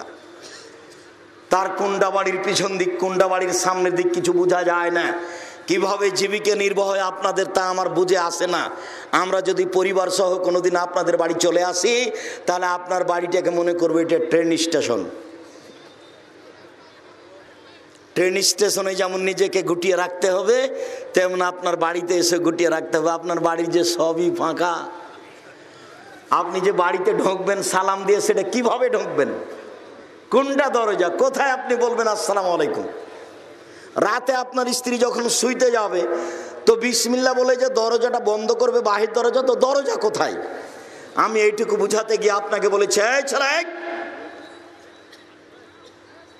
দয়া করে কোনো কাজ দেখাবেন না, পরিবেশ নষ্ট করবেন না। আপনাকে আমি খুব গরিব মানুষের অবস্থা দেখিয়েছি। আবু হুরায়রা রাদিয়াল্লাহু তাআলা আনহু বলেন, আমি মসজিদে নববীতে পেটটা মাটির উপরে চাপা দিয়ে শুয়ে থাকতাম, উপর হয়ে শুয়ে থাকতাম। সাহাবীরা আমার গায়ের উপরে পা দিয়ে চলে যেত, ওরা মনে করতে এটা পাগল, আমার কোনো দামই দিত না। আর আমাকে যখন খুব ক্ষুধা লাগতো, একবারে ক্ষুধার কারণে বাঁচবো না, তখন কাউকে গিয়ে বলতাম, আচ্ছা ভাই আপনি কি এ হাদিস জানেন, আপনি কি এ হাদিস জানেন? কেন বলতাম? ওই লোকটা যদি কোনো ফাঁকে আমাকে বলে, আবু হুরায়রা তুমি কি খেয়েছো, তখন আমি বলবো না, তখন লোকটা আমাকে খেতে নিয়ে যাবে। উনি সরাসরি খাওয়ার কথা বলতেন না, উনি মানুষকে মসজিদে কি বলতেন, আপনি কি এ হাদিস জানেন, আপনি কি এ হাদিস জানেন, কেন বলতেন? কোন ফাঁকে লোকটা যদি বলে, আবু হুরায়রা তুমি তো হাদিসের কথা বলছো, তো তুমি কি কিছু খেয়েছো, তখন আমি কি বলবো? আমি বলবো না, তখন লোকটা কি করবে? আমাকে খেতে নিয়ে যাবে। ইনি হচ্ছেন আবু হুরায়রা। আবু হুরায়রা রাদিয়াল্লাহু তাআলা একদিন আল্লাহ নবীকে বললেন, আল্লাহ নবী আমার মা আপনাকে গালি দেয়, একটু আমার মায়ের জন্য দোয়া করেন তো আল্লাহ নবী। তখন আল্লাহ নবী বললেন, আল্লাহুম্মা হাদি উম্মা আবি হুরায়রা, আল্লাহ তুমি আবু হুরায়রার মাকে হেদায়েত দান করো, এই দোয়া করলেন। এবার আবু হুরায়রা বাড়ি যাচ্ছেন, দরজা বন্ধ। বলেন তো কি দেখাচ্ছি আপনাকে? সবচেয়ে গরিব মানুষের বাড়ির কি আছে? বাহির দরজা আছে। তাহলে আপনি কি আবু হুরায়রার চেয়ে নিজেকে গরিব মনে করছেন? কেন আপনার বাহির দরজা নাই? কেন আপনার জীবিকা নির্বাহ পশু প্রাণী গরু ছাগলের মতো? আপনি বাড়ির চতুর্দিকে ইট দিয়ে ঘেরেন, একটা দরজা করেন, নইলে চট দিয়ে ঘেরেন। চট বুঝেন না? চট ছালা বুঝেন না? সেটা দিয়ে ঘেরেন, একটা দরজা করেন। এ দেখেন গরিব মানুষ দরজা দাঁড়িয়ে আছে, কান লাগিয়ে দেখছে যে পানির শব্দ, কি যে করছে আমার মা। একটু পরে আমার মা দরজা খুলে দিয়েছেন, দেখলাম আমার মায়ের মাথায় কাপড় নেই। তার মানে তার মা অমুসলিম, তবু মাথায় কাপড় দিত। আমার মা তাড়াহুড়া করে এসে দরজাটা খুলে দিয়েছে, দেখলাম আমার মায়ের মাথায় কাপড় নেই। আমার মা তখন আমাকে দেখেই বলছেন, আশহাদু আল্লা ইলাহা ইল্লাল্লাহ ওয়া আশহাদু আন্না মুহাম্মাদুর রাসূলুল্লাহ, আমি সাক্ষ্য দিচ্ছি আল্লাহ ছাড়া কোনো মাবুদ নাই, আমি সাক্ষ্য দিচ্ছি মুহাম্মদ আল্লাহর রাসূল। মানে দোয়া কবুল হয়ে গেছে। ছেলের কাছে মায়ে ইসলাম গ্রহণ করছেন, ছেলের কাছে। আচ্ছা, এই ঘটনা বুখারী মুসলিমের, কেন আপনার সামনে বলছি বলেন তো দেখি? ভুলে গেলেন মনে হয়। বাড়ির দরজা থাকতে হবে, বাড়িটা ঘেরা থাকতে হবে। সবচেয়ে গরিব মানুষের বাড়ি ঘেরা আছে। আব্দুল্লাহ ইবনে মাসউদ রাদিয়াল্লাহু তাআলা আনহু বলেন, রাসূল সাল্লাল্লাহু আলাইহি সাল্লাম বলেছেন, লা তুবাসিরুল মারাতাল মারাতা ফাতানাথা লিজাওজিহা কান্নু ইয়ানজুরু ইলাইহা, কোন মহিলা যেন কোন মহিলার গায়ে হাত না লাগায়। হলুদ মাখাতে পাবে না ভাবি, হলুদ মাখাতে পাবে না চাচাতো খালাতো বোন, কেউ একজন মহিলার গায়ে হলুদ মাখাতে পারে না, তোমার গায়ে তো বহু দূরের কথা। এইভাবে গীত গাওয়া হারাম। রাজশাহী চাঁপাইনবাবগঞ্জের কোনো বিবাহের কোনো অংশে একটা অংশ জায়েজ নাই, সবই হারাম। এটা কুষ্টিয়া মেহেরপুরের অনেক অংশ বৈধ হতে পারে। চট্টগ্রামে বিবাহের বৈঠকে বাপ বাদ দিয়ে আর একজন উকিল হয়, তার নাম উকিল বাপ। তো যেদিন থেকে উকিল বাপ হলো সেদিন থেকে উকিল বাপই বাপ। ওই মেয়ের বাড়ি বেড়াতে যায়, ও তার বাপের বাড়ি বেড়াতে, সে আজ থেকে বাপ। অবাক ধর্ম। আর মেহেরপুর, কুষ্টিয়া, ঝিনাইদহ, সাতক্ষীরা, খুলনা, বাগেরহাট এসব ডিস্ট্রিক্টে উকিল বাপ হয়, তবে সেদিন থেকে উকিল বাপ হয়ে গেছে এই কথা নয়। উকিল বাপ নাজায়েজ। বাপ যদি বেঁচে থাকে দাদা উকিল হতে পাবে না, বুঝাতে পারিনি। বাপ যদি বেঁচে থাকেন তাহলে বড় ভাই উকিল হতে পাবে না।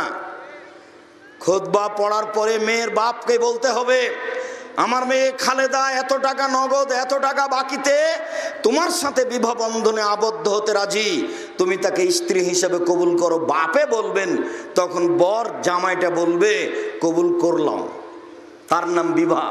মেয়ের কাছে বিবাহ পড়াতে হবে না, মেয়ের কাছে বিবাহ পড়ানো হারাম। চাঁপাইনবাবগঞ্জে মেয়ের কাছে গিয়ে বলে, অমুক নিবাসী অমুক তোমাকে বিবাহ করতে এসেছে, এত টাকা সত্ত্বে তুমি মোহর হিসাবে কবুল করে তাকে স্বামী সত্ত্বে কবুল করো। তখন মেয়েটা বলে কাবিল, তো কবুল করলাম। তখন আশেপাশে যারা থাকে তারাকে ওই লোকটা বলে, এই তোমরা শুনেছ?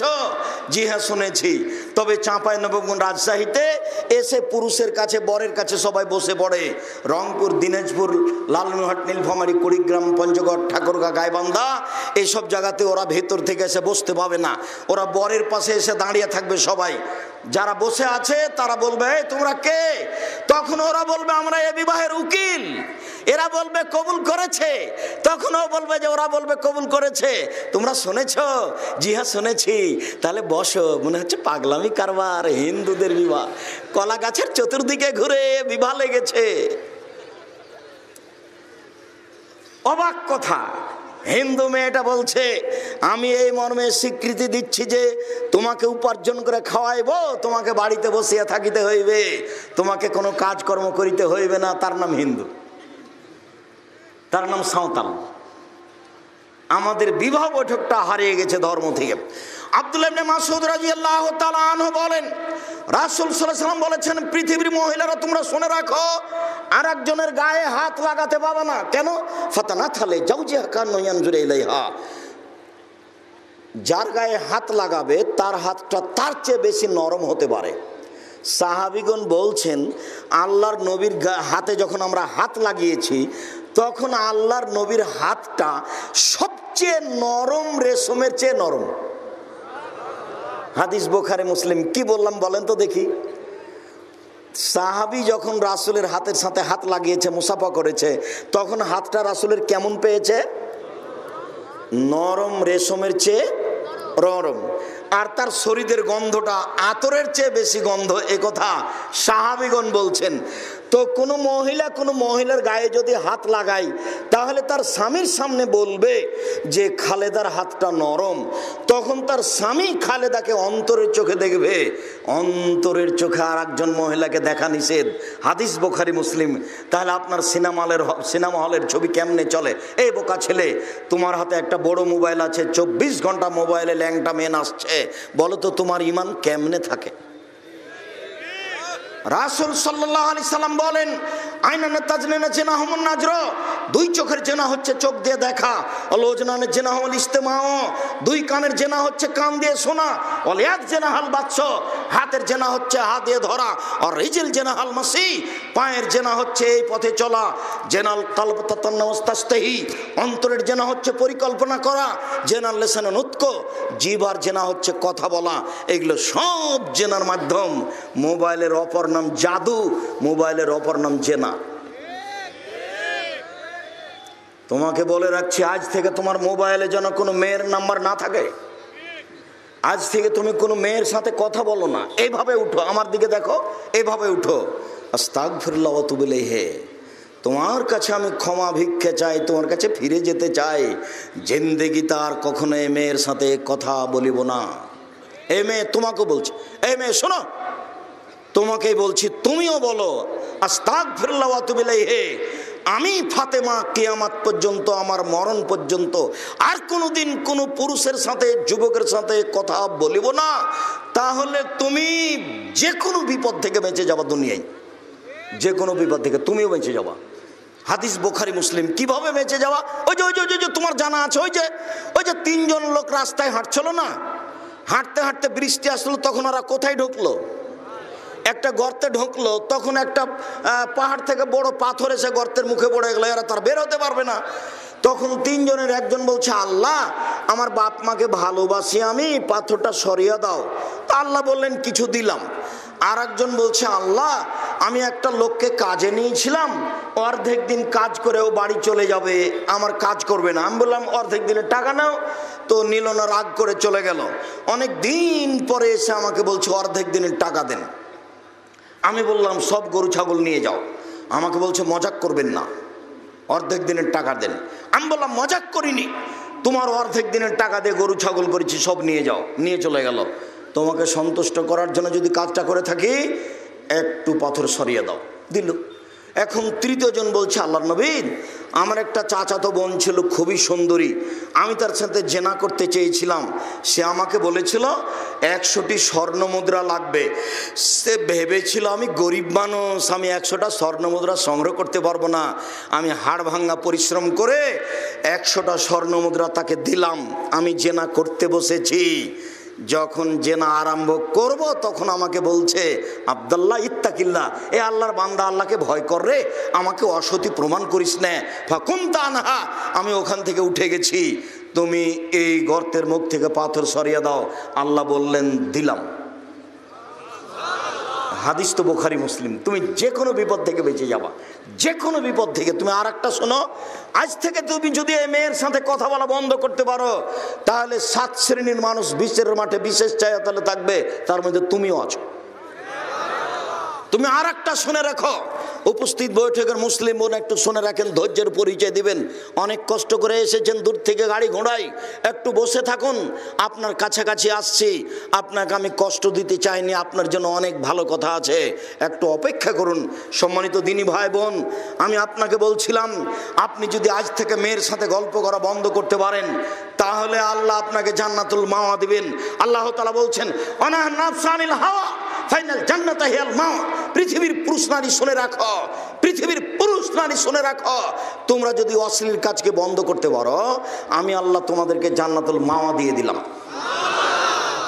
এটা আল্লাহর ওয়াদা। আপনি একটু আগে আসেন, মেয়ে তুমি আগে আসো, তোমার মোবাইলের জন্য আজ থেকে আর কোনোদিন যুবকের নাম্বার না থাকে। দেখো আমার বক্তব্যের সাথে মুনাফিকি করো না, দেখো তুমি আমার বক্তব্যের সাথে মুনাফিকি করো না। বক্তব্যের সাথে মুনাফিকি করে সফল হতে পারবে না।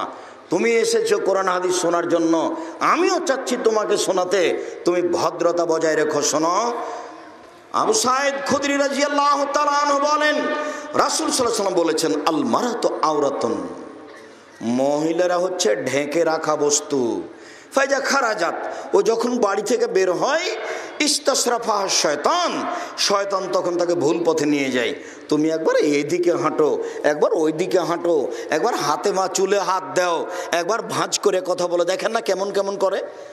একবার রাস্তার এই দিকে যায়, একবার ওই দিকে যায়, একবার ভাঁজ করে কথা বলে, একবার চুলে হাত দেয়, একবার গায়ে হাত দেয়, কেমন করে ঢং করে কথা বলে, কেন জানি কেমন কেমন করে। শয়তান ধরেছে তাকে। এ কথা আল্লাহর নবী বলছেন। আবু হুরায়রা রাদিয়াল্লাহু তাআলা আনহু বলেন, রাসূল সাল্লাল্লাহু আলাইহি সাল্লাম বলেছেন, সিনফানে মিন আহলিন নার, পৃথিবীর মানুষ শুনে রেখো, দুই শ্রেণীর মানুষ জাহান্নামে যাবে, আমি তাদের দেখিনি। পৃথিবীর মানুষ শুনে রেখো, দুই শ্রেণীর মানুষ জাহান্নামে যাবে, আমি তাদের দেখিনি। এক, ওদের হাতে থাকবে লাঠি, গাভীর লেজের মতো, একদিক মোটা একদিক চিকন, এরা দিয়ে মানুষকে মারবে, এরা জাহান্নামে যাবে, এদের আমি দেখিনি।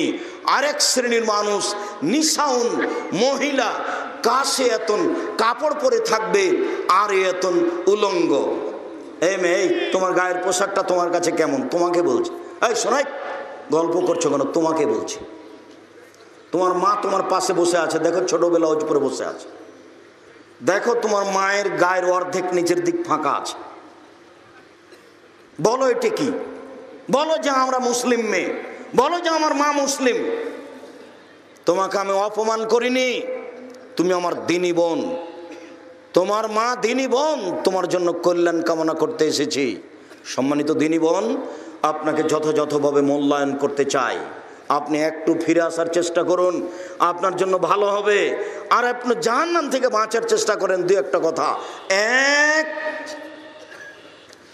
আল্লাহর নবীদের মাঠে গেলেন, মহিলাদের সামনে গিয়ে বললেন, ইয়া মাশারান নিসা, হে মহিলাদের দল, তাসাদ্দাকনা ফাইন্নী উরিতুকুন্না আকসারা আহলিন নারে, তোমরা দান করো, তোমাদেরকে আমি বেশিরভাগ জাহান্নামে দেখছি। মহিলারা শোনো, তোমরা দান করো, আমি তোমাদেরকে জাহান্নামে বেশিরভাগ দেখছি। জাহান্নাম বলতে নারী আর নারী, জাহান্নাম বলতে নারী আর নারী। এক মিনিট, সালাত আদায় করে জান্নাত পাওয়া যায়, জান্নাত কিনা যায় না। সিয়াম পালন করে জান্নাত পাওয়া যায়, জান্নাত কিনা যায় না। হজ করে জান্নাত পাওয়া যায়, জান্নাত কিনা যায় না। তাসবিহ তাহলিল জিকির আজকার করে জান্নাত পাওয়া যায়, জান্নাত কিনা যায় না। দান করে জান্নাত কিনা যায়।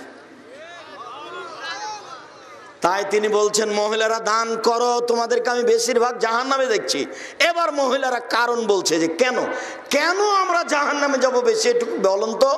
তখন আল্লাহ রাসূল বলছেন, এই ছেলে, খেয়াল করো, তোমার মাকে বলে দিও, ও তো এসেছে আবার চলে গেছে, তো বুঝে না। তুমি তোমার মাকে বলে দিও জাহান্নামে বেশি কেন। আল্লাহ নবী বলছেন, এক, তুকসিরনা লানা, মহিলারা বেশি বেশি অভিশাপ করে, মহিলারা বেশি বেশি অপ্রয়োজনীয় কথা বলে, মহিলারা বেশি বেশি বদনাম করে, মহিলারা বেশি বেশি এর ওর কথা নিয়ে জড়িয়ে পড়ে, এই জন্য তারা জাহান্নামে যাবে। এক। দুই, ও এক ফরনাল আশিরা, স্বামীকে মেনে চলে না, স্বামীকে মেনে চলে না। একটু আবার বলছি, আয়েশা রাদিয়াল্লাহু তাআলা আনহা বলছেন, আল্লাহর নবী একদা চন্দ্র সূর্য গ্রহণের সলাত শিখাচ্ছিলেন। গত জুমার আগের জুমায় ছিল চন্দ্র সূর্য গ্রহণের সলাত, আল্লাহ নবী সলাত শিখাচ্ছেন।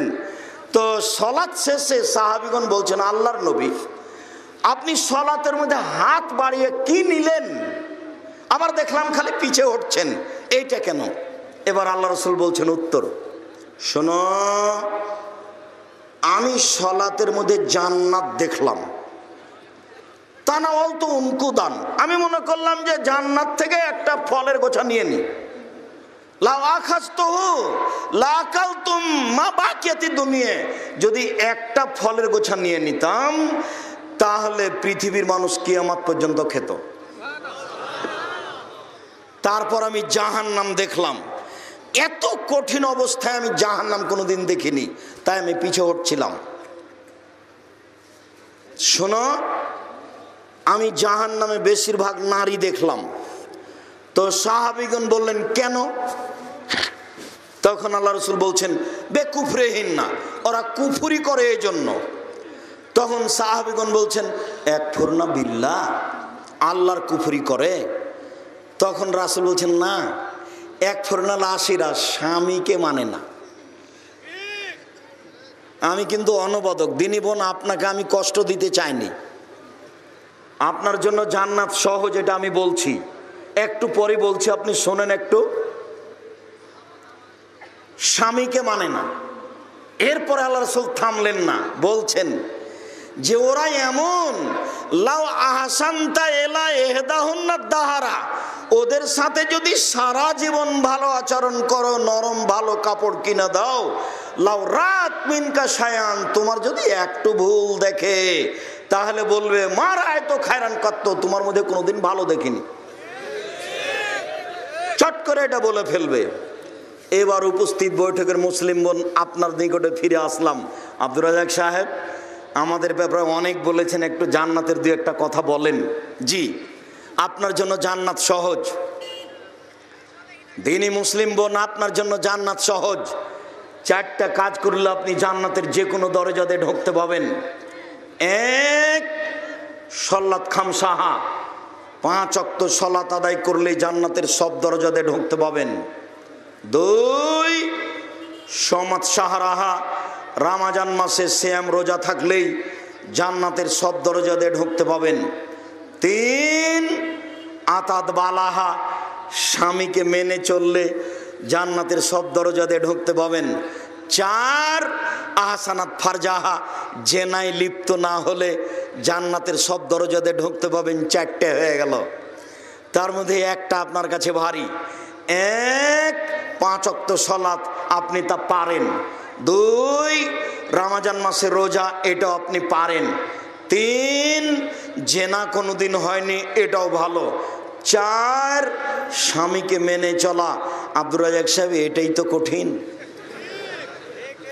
আমি আপনার দিনী ভাই, আপনাকে আমি পরামর্শ দিচ্ছি, তিতে লাগলেও স্বামীকে মানেন, মিঠা লাগলেও স্বামীকে মেনে চলেন, গালি দিলেও আপনি মেনে চলেন, আপনার জন্য ভালো হবে। যদি আপনি না পারেন তাহলে সংসার ত্যাগ করেন, ত্যাগ করা সহজ। কাজীর কাছে যান, চেয়ারম্যানের কাছে যান, গিয়ে বলেন আমার স্বামীর সাথে আমার সংসার হবে না, সম্ভব নয়, ভিন্নর ব্যবস্থা করে দেন। একটা তালাকনামা, খোলা তালাক লিখে স্বামীর বাড়ি পাঠিয়ে দেন। 30 দিন পরে আপনি অন্য জায়গাতে বিবাহ বসেন, এর নাম খোলা তালাক, আপনার অধিকার আছে। আপনাকে আমি এই পরামর্শ দিইনি, তবে আপনি অধিকার গ্রহণ করতে পারেন। আমি বলছি কষ্ট হলেও মেনে চলেন। মাস মাস কথা বলছেন না, সপ্তাহ সপ্তাহ কথা বলছেন না। মেয়েকে বলছেন আম্মু তোমার আব্বাকে খাবার দিয়ে আসো, বৌমাকে বলছেন বৌমা তোমার শ্বশুরকে খাবার দিয়ে আসো। আর কোনো সময় আপনি যখন 1 গ্লাস পানি নিয়ে যাচ্ছেন, তখন গ্লাসটা এভাবে রাখছেন, থ্যাকস করে রেখে এভাবে চলে যাচ্ছে। এইভাবে সংসার করতে হবে না, এইভাবে জাহান্নাম যেতে হবে, দরকার নাই এই সংসারে। আমি আপনাকে পরামর্শ দিচ্ছি, আপনি মেনে নেন, ভালো হবে। সম্মানিত দিনী বোন, রাসূল সাল্লাল্লাহু আলাইহি ওয়াসাল্লাম বলেন আদ-দুনিয়া কুল্লুহা মাতা ওয়া খায়রু মাতা'id দুনিয়াল মারাতু সালেহা। সারা পৃথিবী সম্পদ, সবচেয়ে উত্তম সম্পদ হচ্ছে নারী। এই ভাষা রাসূল সাল্লাল্লাহু আলাইহি ওয়াসাল্লাম শুধু নারীদের জন্য বলেছেন, কোনো পুরুষের জন্য বলেননি। 1 মিনিট এইদিকে দেখেন, মানালা জারিয়াতাইনে, কেউ যদি 2টা মেয়ের লালন পালন করে, হুয়ানা ফিল জান্নাতে হাকা যা, সেই ব্যক্তি আর আমি জান্নাতে এইভাবে থাকবো। তখন আঙ্গুল 2টিকে তিনি জমা করে দেখালেন। পৃথিবীর মানুষ শুনে রাখো, কেউ যদি 2টি মেয়ের লালন পালন করে, তাহলে সে ব্যক্তি আর আমি জান্নাতে এইভাবে থাকবো। তো তার যা 7টা মেয়ে, তার জান্নাত চলেই গেছে, মরেনি সেই জন্য। 3টে মেয়ে যার জান্নাতে চলে গেছে, মরেনি সেই জন্য। আল্লাহ নবী বলছেন কেউ যদি 2টা মেয়ের 1টা মেয়ের লালন পালন করে, তাহলে মেয়েটা হয়ে যাবে মধ্যে, ওইদিকে হবে জাহান্নাম আর এদিকে হবে তার বাপ। মধ্যে আছে মেয়ে, ওইদিকে আছে জাহান্নাম আর এদিকে আছে তার বাপ। বুঝাতে পারলাম না? আগে তার বাপের জান্নাত হবে, তারপরে তার মেয়ে জান্নাতে যাবে। আপনি বুঝতে পারেননি নারীদের কত মর্যাদা, আপনি হিসাব করতে পারেননি তাদের আল্লাহ কত সম্মান দিয়েছে। রাসূল সাল্লাল্লাহু আলাইহি ওয়াসাল্লাম বলছেন আন-নবিয়্যু ফিল জান্নাহ, নবী জান্নাতে যাবে। অশহীদু ফিল জান্নাহ, শহীদেরা জান্নাতে যাবে। অসিদ্দিকু ফিল জান্নাহ, সত্যবাদীরা জান্নাতে যাবে। ওয়াহলুন নিসায়ে ফিল জান্নাহ, মহিলারা জান্নাতে যাবে। এখানে আপনার নাম আসেনি। তবে যখন মহিলারা জান্নাতে যাবে বলেছেন আল্লাহ নবী, তখন একটা কথা লাগিয়ে রেখেছে, সেটা হলো এই যে যারা বেশি বেশি সন্তান দিতে পারে, যারা বেশি বেশি স্বামীকে প্রেম বিনিময় ভালোবাসা দিতে পারে, যারা স্বামীর ব্যথার সাথে সমব্যথিত হয়, তাকে ভালো পরামর্শ দিতে পারে। স্ত্রী হিসাবে স্বামীকে পরামর্শ দেওয়ার মতো বুদ্ধি থাকতে হবে। 1 মিনিট, এই ছেলে, কথা তোমাকে নিয়ে যেতে হবে, সাবধান, একটু বসো, এদিকে শোনো। খাদিজাকে এসে আল্লাহর নবী বলছেন, গারে হীরা থেকে এসে আল্লাহ নবী বলছেন, খাসি তলা নাফসি, খাদিজা আমার যে কি হয়, আমি মরে যাই নাকি, আমি খুব ভয় পাচ্ছি। ঘন্টার শব্দে কে যেন আমার কাছে আসলো, আমাকে চেপে ধরলো, চেপে ধরে বলছে পড়েন। আমি বললাম আমি পড়তে জানি না। বলছে পড়েন। আমি বললাম আমি পড়তে জানি না। বলছে পড়েন। আমি বললাম আমি পড়তে জানি না। তখন আমাকে বলছে, ইকরা বিসমি রাব্বিকাল্লাযী খালাক, আপনি আপনার প্রতিপালকের নামে পড়েন। আমি পিছে পিছে পড়লাম, উনি আগে আগে পড়লেন। খাদিজা আমি ভয় পাচ্ছি, আমার যে কি হয়। এবার খাদিজা কি বলছে দেখেন, এইটুকু আপনার স্ত্রীকে হতে হবে। এবার খাদিজা রাদিয়াল্লাহু আনহা বলছেন, কাল্লা, কখনো নয়, অসম্ভব, এটা হতে পারে না, আপনার কোনো ক্ষতি হবে না, কোনো সমস্যা নেই। এই কথা কে বলছে বলেন তো? স্ত্রী। তো সমাজে গন্ডগোল লেগেছে, তা আপনার উপরে খুব বিপদ, তো আপনার স্ত্রী কি বলবে? চিন্তা করবেন না, কোনো সমস্যা নেই, চিন্তা করবেন না, কোনো সমস্যা নেই, ইনশাআল্লাহ ঠিক হয়ে যাবে। এই কথা কে বলবে? স্ত্রী। ভালো পরামর্শ দেওয়ার একটু বুদ্ধি থাকতে হবে। দুনিয়ার হোঁচলা বেটি ছেলে কিছুই বুঝে না, খালি ঢং ঢং করে কথা বলার, খাওয়ার, বাজারে যাওয়া। বউকে বাজারে যেতে দিবেন না। স্বামী হলে 5টা জিনিস লাগে, খুব সাবধান। 1, যে মানের খাবেন সে মানের খাওয়াবেন। 2, যে মানের পড়বেন সে মানের পড়াবেন। 3, কটু কথা বলবেন না, কখনো বলবেন না ঠোঁটটা কালো, কখনো বলবেন না রংটা কালো, শুধু প্রশংসা করবেন, সারা রাত পাটি বেঁধে। 4, মুখের উপরে মারবেন না। 5, নিজের বাড়ি ছাড়া কোথাও যেতে দিবেন না। পুরুষ হলে এই 5টা করতে হবে। খালার বাড়ি যেতে পাবে না, ফুফুর বাড়ি যেতে পাবে না, নানির বাড়ি যেতে পাবে না, মায়ের বাড়ি যেতে পাবে না, জরুরি প্রয়োজন ছাড়া বাড়ি ত্যাগ করতে পাবে না। বাজার তো বহু দূরের কথা। বাজার গেছে কাপুসের স্ত্রী, আমাদের তো চলে, কই আমরা তো কোনোদিন বাজারে যাই না, তবুও তো চলছে, আমরা তো দুনিয়াতে বেঁচে আছি। আপনি আমার সাথে কথা বলে মোবাইলে যদি রিং দেন, তাহলে আমি শুধু অন করতে পারি, আপনার নামটা আমি সেভ করে ধরে রাখতে পারি না। আমি তো দুনিয়াতে আছি বেঁচে। আপনি তো মনে করছেন যে আব্দুর রাজ্জাক সাহেব আমার নামটা, একটু নাম্বারটা ধরে রাখলো না। কত বললাম যে ভাই সেভ করে রাখেন, আমি তো সেভই করতে পারি না। যার জন্য আপনার নাম্বারটা আমি বুঝতে পারিনি। আপনি যখন রিং দিয়েছেন তখন আমি বলছি কে। অবাক কথা, কালকে আপনার হাতে 50,000 টাকা দিলাম, আপনি আজকে বলছেন কে। মানে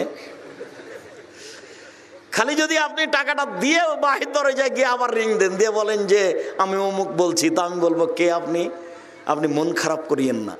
জামিয়া সালাফিয়াতে দান করবেন আমাকে খুশি করার জন্য নয়। ওখানে আমার কাছে কোনো অতিরিক্ত সম্মান পাবেন এটা আমি বুঝতে পারি না।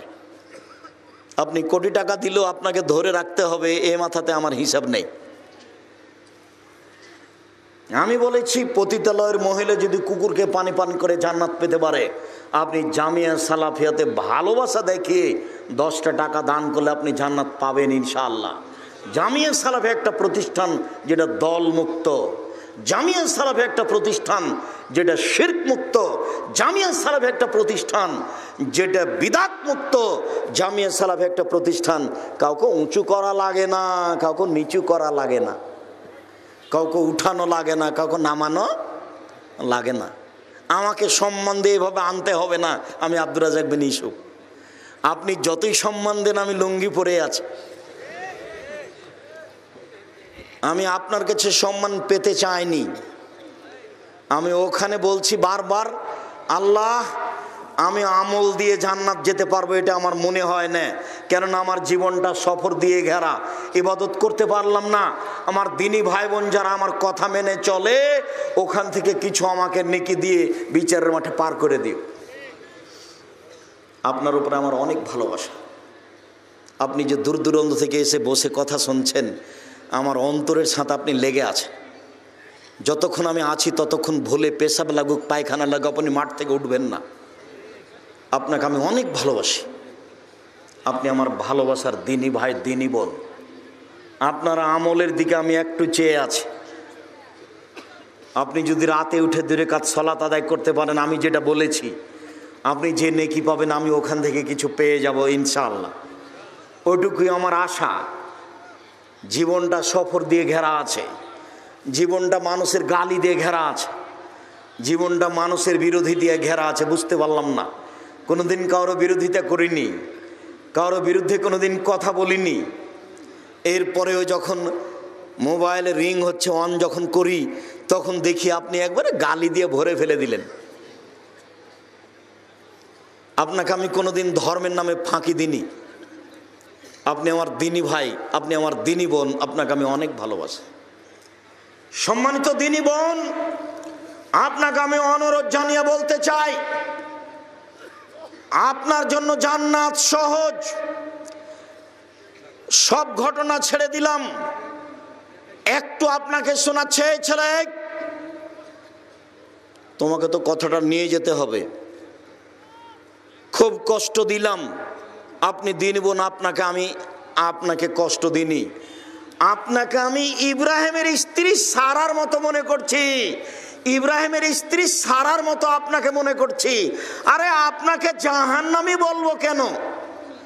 আপনি ছোটবেলা উজপুরে পেট দেখাচ্ছেন, আপনাকে আমি ঘৃণা করব কেন? আপনাকে আমি সারার মতো মনে করছি। এ দেখেন, ইব্রাহিম আলাইহিস সালাম তার স্ত্রী সারাকে নিয়ে এক এলাকায় ঢুকলেন। সে এলাকায় ছিল স্বৈরাচারী শাসক। স্বৈরাচারী শাসককে বলা হলো, ইব্রাহিমের সাথে একজন মহিলা আছে, সে সারা পৃথিবীতে সবচেয়ে সুন্দরী। ইব্রাহিম আলাইহিস সালামকে বলা হলো, যেই মহিলা আপনার সাথে আছে কে? ইব্রাহিম আলাইহিস সালাম বললেন, হে উখতি, এ আমার বোন। এরপরে তিনি স্ত্রীর কাছে গিয়ে বললেন, শোনো সারা, আমি আকবার তো মান্নাকে উখতি, আমি তাদের বলে দিয়েছি তুমি আমার বোন, আমি তাদের বলে দিয়েছি তুমি আমার বোন। ফালা তুকাদ্দিবি বিহাদিসি, তুমি আমাকে মিথ্যুক প্রমাণ করো না। তুমি যদি বলো সে আমার স্বামী, তাহলে আমি মিথ্যুক হয়ে যাব। সারা শুনে রেখো, ইন আলালার যে মুমিন গায়রো গায়রোকে, তুমি আর আমি ছাড়া মাটির উপরে কোনো মুসলমান পুরুষ নারী নাই। এই হিসাবে আমরা দুজন ভাই বোন বটে। মাটির উপরে আমি আর তুমি ছাড়া কেউ মুসলমান মুমিন পুরুষ নারী নেই। এই হিসাবে আমরা ভাই বোন বটে। এই পর্যন্ত বলার পরে স্ত্রীকে রক্ষা করতে পারলেন না। ফারসালা বেহা ইলাইহি, স্ত্রীকে বললেন তুমি যাও, স্বৈরাচারী শাসকের কাছে যাও। স্বৈরাচারী শাসকের ঘরে ঢুকতেই ফাঁকামা এলাইহা, স্বৈরাচারী শাসক তার দিকে দাঁড়িয়ে আগালো, হাত বাড়িয়েছে তাকে ধরবে। তখন সারা বলছেন, থামেন, আগে অজু হবে, 2 রাকাত সালাত হবে। অজু করে 2 রাকাত সালাত আদায় করে বলছেন, আল্লাহুম্মা ইন কুনতু আমানতু বিকা, আমি যদি তোমাকে মেনে নিয়ে থাকি তুমি আল্লাহ, ও আমানতু বিরাসূলিকা, আমি তোমার রাসূল ইব্রাহিমকে রাসূল বলে যদি মেনে নিয়ে থাকি, আমি বলি না ইব্রাহিম স্বামী, আমি বলছি ইব্রাহিম নবী। ওয়াহাসানতু ফারজিলা জাওজি, আমার লজ্জা স্থান আমার স্বামী ছাড়া জিন্দেগিতে কোনোদিন কাউকে ব্যবহার করতে দিনি। এই 3টা কথা যদি সত্য হয়ে থাকে, 1 তুমি আল্লাহ, 2 ইব্রাহিম নবী, 3 আমি কোনোদিন জেনা করিনি, এই 3টা যদি ঠিক হয়ে থাকে, ফলা তুসাল্লে তালাল কাফেরা, এই নির্জনে যেন সে লোক আমার গায়ে হাত লাগাতে না পারে। কথা বলা শেষই হয়নি, স্বৈরাচারী শাসক উল্টে পড়ে গেছে। আপনি আমার দিনী বোন, আপনি পারেন? আপনার পেটটা দেখা যাচ্ছে, আপনি কি সাহস করবেন বলেন? আপনার মাথায় কাপ চুল আছে, কাপড় নেই, আপনি কি সাহস করবেন বলেন? দেখেছেন কেমন সাহস, দেখেছেন কেমন গতি? 1 মিনিট দিনী বোন, আপনাকে বলছি, এদিকে দেখেন। আবু হুরায়রা রাদিয়াল্লাহু তাআলা আনহু বলেন, যা জিবরাইল এলান নবী সাল্লাল্লাহু আলাইহি সাল্লাম, জিবরাইল আল্লাহর নবীর কাছে আসলেন। খুব ভালো করে বুঝতে হবে, কে আসলেন বলেন তো? জিবরাইল এসে বলছেন, হাজেহি খাদিজা, ওই যে ওটা খাদিজা আতাত আপনার কাছে আসছে। মা এনাম, তার সাথে একটা বাটি আছে, ফিহে এদামুন তামা, তাতে আছে খাদ্য, তাতে আছে তরকারি, তাতে আছে খাদ্য, তাতে আছে তরকারি। হে নামা আতাতে লাইকা, যখন চলে আসবে আপনার কাছে, ফাকরা আলাইহা সালাম মিন রাব্বিহা মিন্নি, আপনি তাকে সালাম দিয়ে দেন, খাদিজা তোমার আল্লাহ তোমাকে সালাম দিয়েছে। তাকে একটু বলে দেন, খাদিজা জিবরাইল তোমাকে সালাম দিয়েছে। এবার দেখুন তো খাদিজা কত সম্মানী মহিলা। আল্লাহ নবী আয়েশাকে বলছেন, আয়েশা শোনো শোনো শোনো, হাজা জিবরাইল ইকরাকা সালামা, এই যে জিবরাইল তোমাকে সালাম দিল, এই যে জিবরাইল তোমাকে সালাম দিল। তখন আয়েশা রাদিয়াল্লাহু আনহা বলছেন, ওয়া আলাইহিস সালাম ওয়া রাহমাতুল্লাহ, জিবরাইল কো সালাম তার উপরে শান্তি, জিবরাইল কো সালাম তার উপরে শান্তি। হুয়া তারাওয়ালা নারা, তিনি তো দেখতে পান, আমরা তো দেখতে পাই না। মুহাম্মদ সাল্লাল্লাহু আলাইহি সাল্লাম জিবরাইলকে দেখতে পাচ্ছেন, আমরা তো দেখতে পাই না। এক বিছানে তিনজন, এক খাটে তিনজন, এক ল্যাপের নিচে তিনজন, মুহাম্মদ সাল্লাল্লাহু আলাইহি সাল্লাম, জিবরাইল, আয়েশা। কিন্তু আল্লাহর নবী বুঝতে পারছেন ইনি জিবরাইল, কিন্তু আয়েশা রাদিয়াল্লাহু আনহা বুঝতে পারছেন না। তাই বলছেন, আপনি তো দেখতে পান, আমি তো দেখতে পাই না, আপনি তো দেখতে পান, আমরা তো দেখতে পাই না। যেহেতু জিবরাইল আমাকে সালাম দিল, আমি বলছি ওয়া আলাইহিস সালাম ওয়া রাহমাতুল্লাহ। দিনী বোন, আপনাকে আমি খাদিজার মতো মনে করি। আপনার সাথে শেষ জরুরি কথা। এই ছেলে থামো, ব্যস্ততা দেখায়ও না। আর তোমাকে আমি খুব ভালোভাবে বলেছি শুরুতেই যে দিন প্রচার করতে এসেছি তিন পদ্ধতিতে, মুখে, কলমে, মিডিয়ায়। মিডিয়া হচ্ছে তোমার চোখের সামনে আছে। এর কারণেই যারা আজকে মাঠে আসতে পারেনি তারা বাড়িতে শোনে। রাস্তাঘাটে ঢুকলে দেখা যায় বহু মানুষ, বিমানবন্দরে ঢুকলে বহু মানুষ দৌড়িয়ে আসে। কোনোদিন আমার সামনাসামনি বক্তব্য শোনেনি, মোবাইলে শুনে পরিবর্তন হয়ে দাড়ি ছেড়ে দিয়েছে। এভাবে দাড়ি ছাড়া আজ বলছে, আপনাকে জীবনে কোনোদিন সামনে পাশ থেকে দেখিনি, আপনার কথা শুনে আমি দাড়ি ছেড়ে দিয়েছি। দেখেন প্যান্ট কেটে রেখেছি টাকনোর উপরে, আপনার সামনে কোনোদিন আমি সামনাসামনি হইনি। কত নিবেন?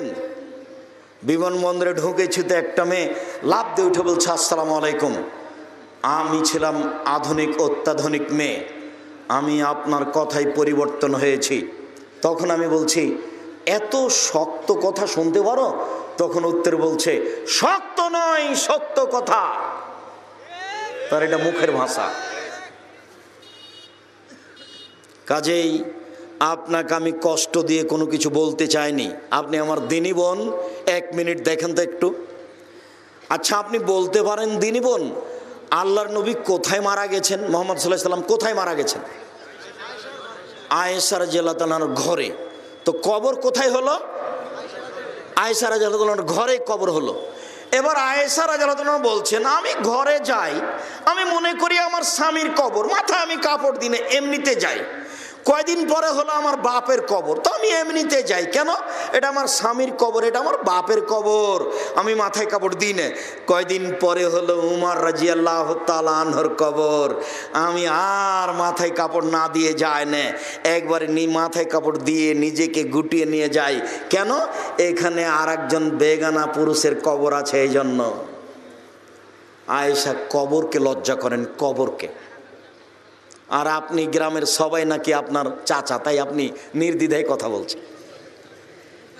স্কুলে নাকি সবাই আপনার ভাই, স্যারেরা নাকি সবাই আপনার বাপ, বাপ তুল্য যে স্যার।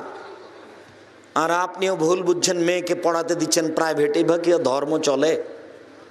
সম্মানিত দিনী বোন, আপনি ধর্মকে মূল্যায়ন করেন, আপনি আয়েশার মর্যাদা পাবেন ইনশাল্লাহ। আল্লাহ কারোর জন্য মর্যাদা খাস করে দেননি, না কি বলতে চাচ্ছেন? আপনি সেই মর্যাদা ধরতে পারবেন। আপনাকে আমি অনুরোধ করছি, 4টে অনুরোধ করলাম। এই ছেলে, 1 5 ওয়াক্ত সালাত, 2 হালাল রুজি, 3 কোরআন তেলাওয়াত, 4 আড্ডা পিটবেন না কোথাও বসে, দোকানপাটে বসে আড্ডা পিটবেন না, নিষেধ, একবারে কঠোরভাবে নিষেধ। 4 শ্রেণীর মানুষের কবরের শাস্তি হবে না। 4টা থাকলো উপদেশ, নসিহত, আর 4টা থাকলো 4 শ্রেণীর মানুষের কবরের শাস্তি হবে না। 1 জুমার দিনে মারা যায় যে, 2 পেট ব্যথায় মারা যায় যে, 3 শহীদ হয় যে, 4 সূরা মুলক পড়ে যে। উপরের 3টা করতে পারবেন না কেন? জুমার দিনে মরণ হবে কিনা তা আপনি জানেন না। 2, আপনি শহীদ হবেন কিনা তা আপনি জানেন না। কে যে শহীদ? বাংলাদেশে হিন্দুও শহীদ। 3, পেট ব্যথায় মারা গেলে, কোন ব্যথায় যে আপনি মারা গেলেন, শহীদ কিনা বলা যায় না। 4, সূরা মুলক, আপনি রাতে সর সমাতে সূরা মুলক পড়বেন, কবরে শাস্তি হবে না, এই কথা মুহাম্মদ সাল্লাল্লাহু আলাইহি ওয়াসাল্লাম বলেন।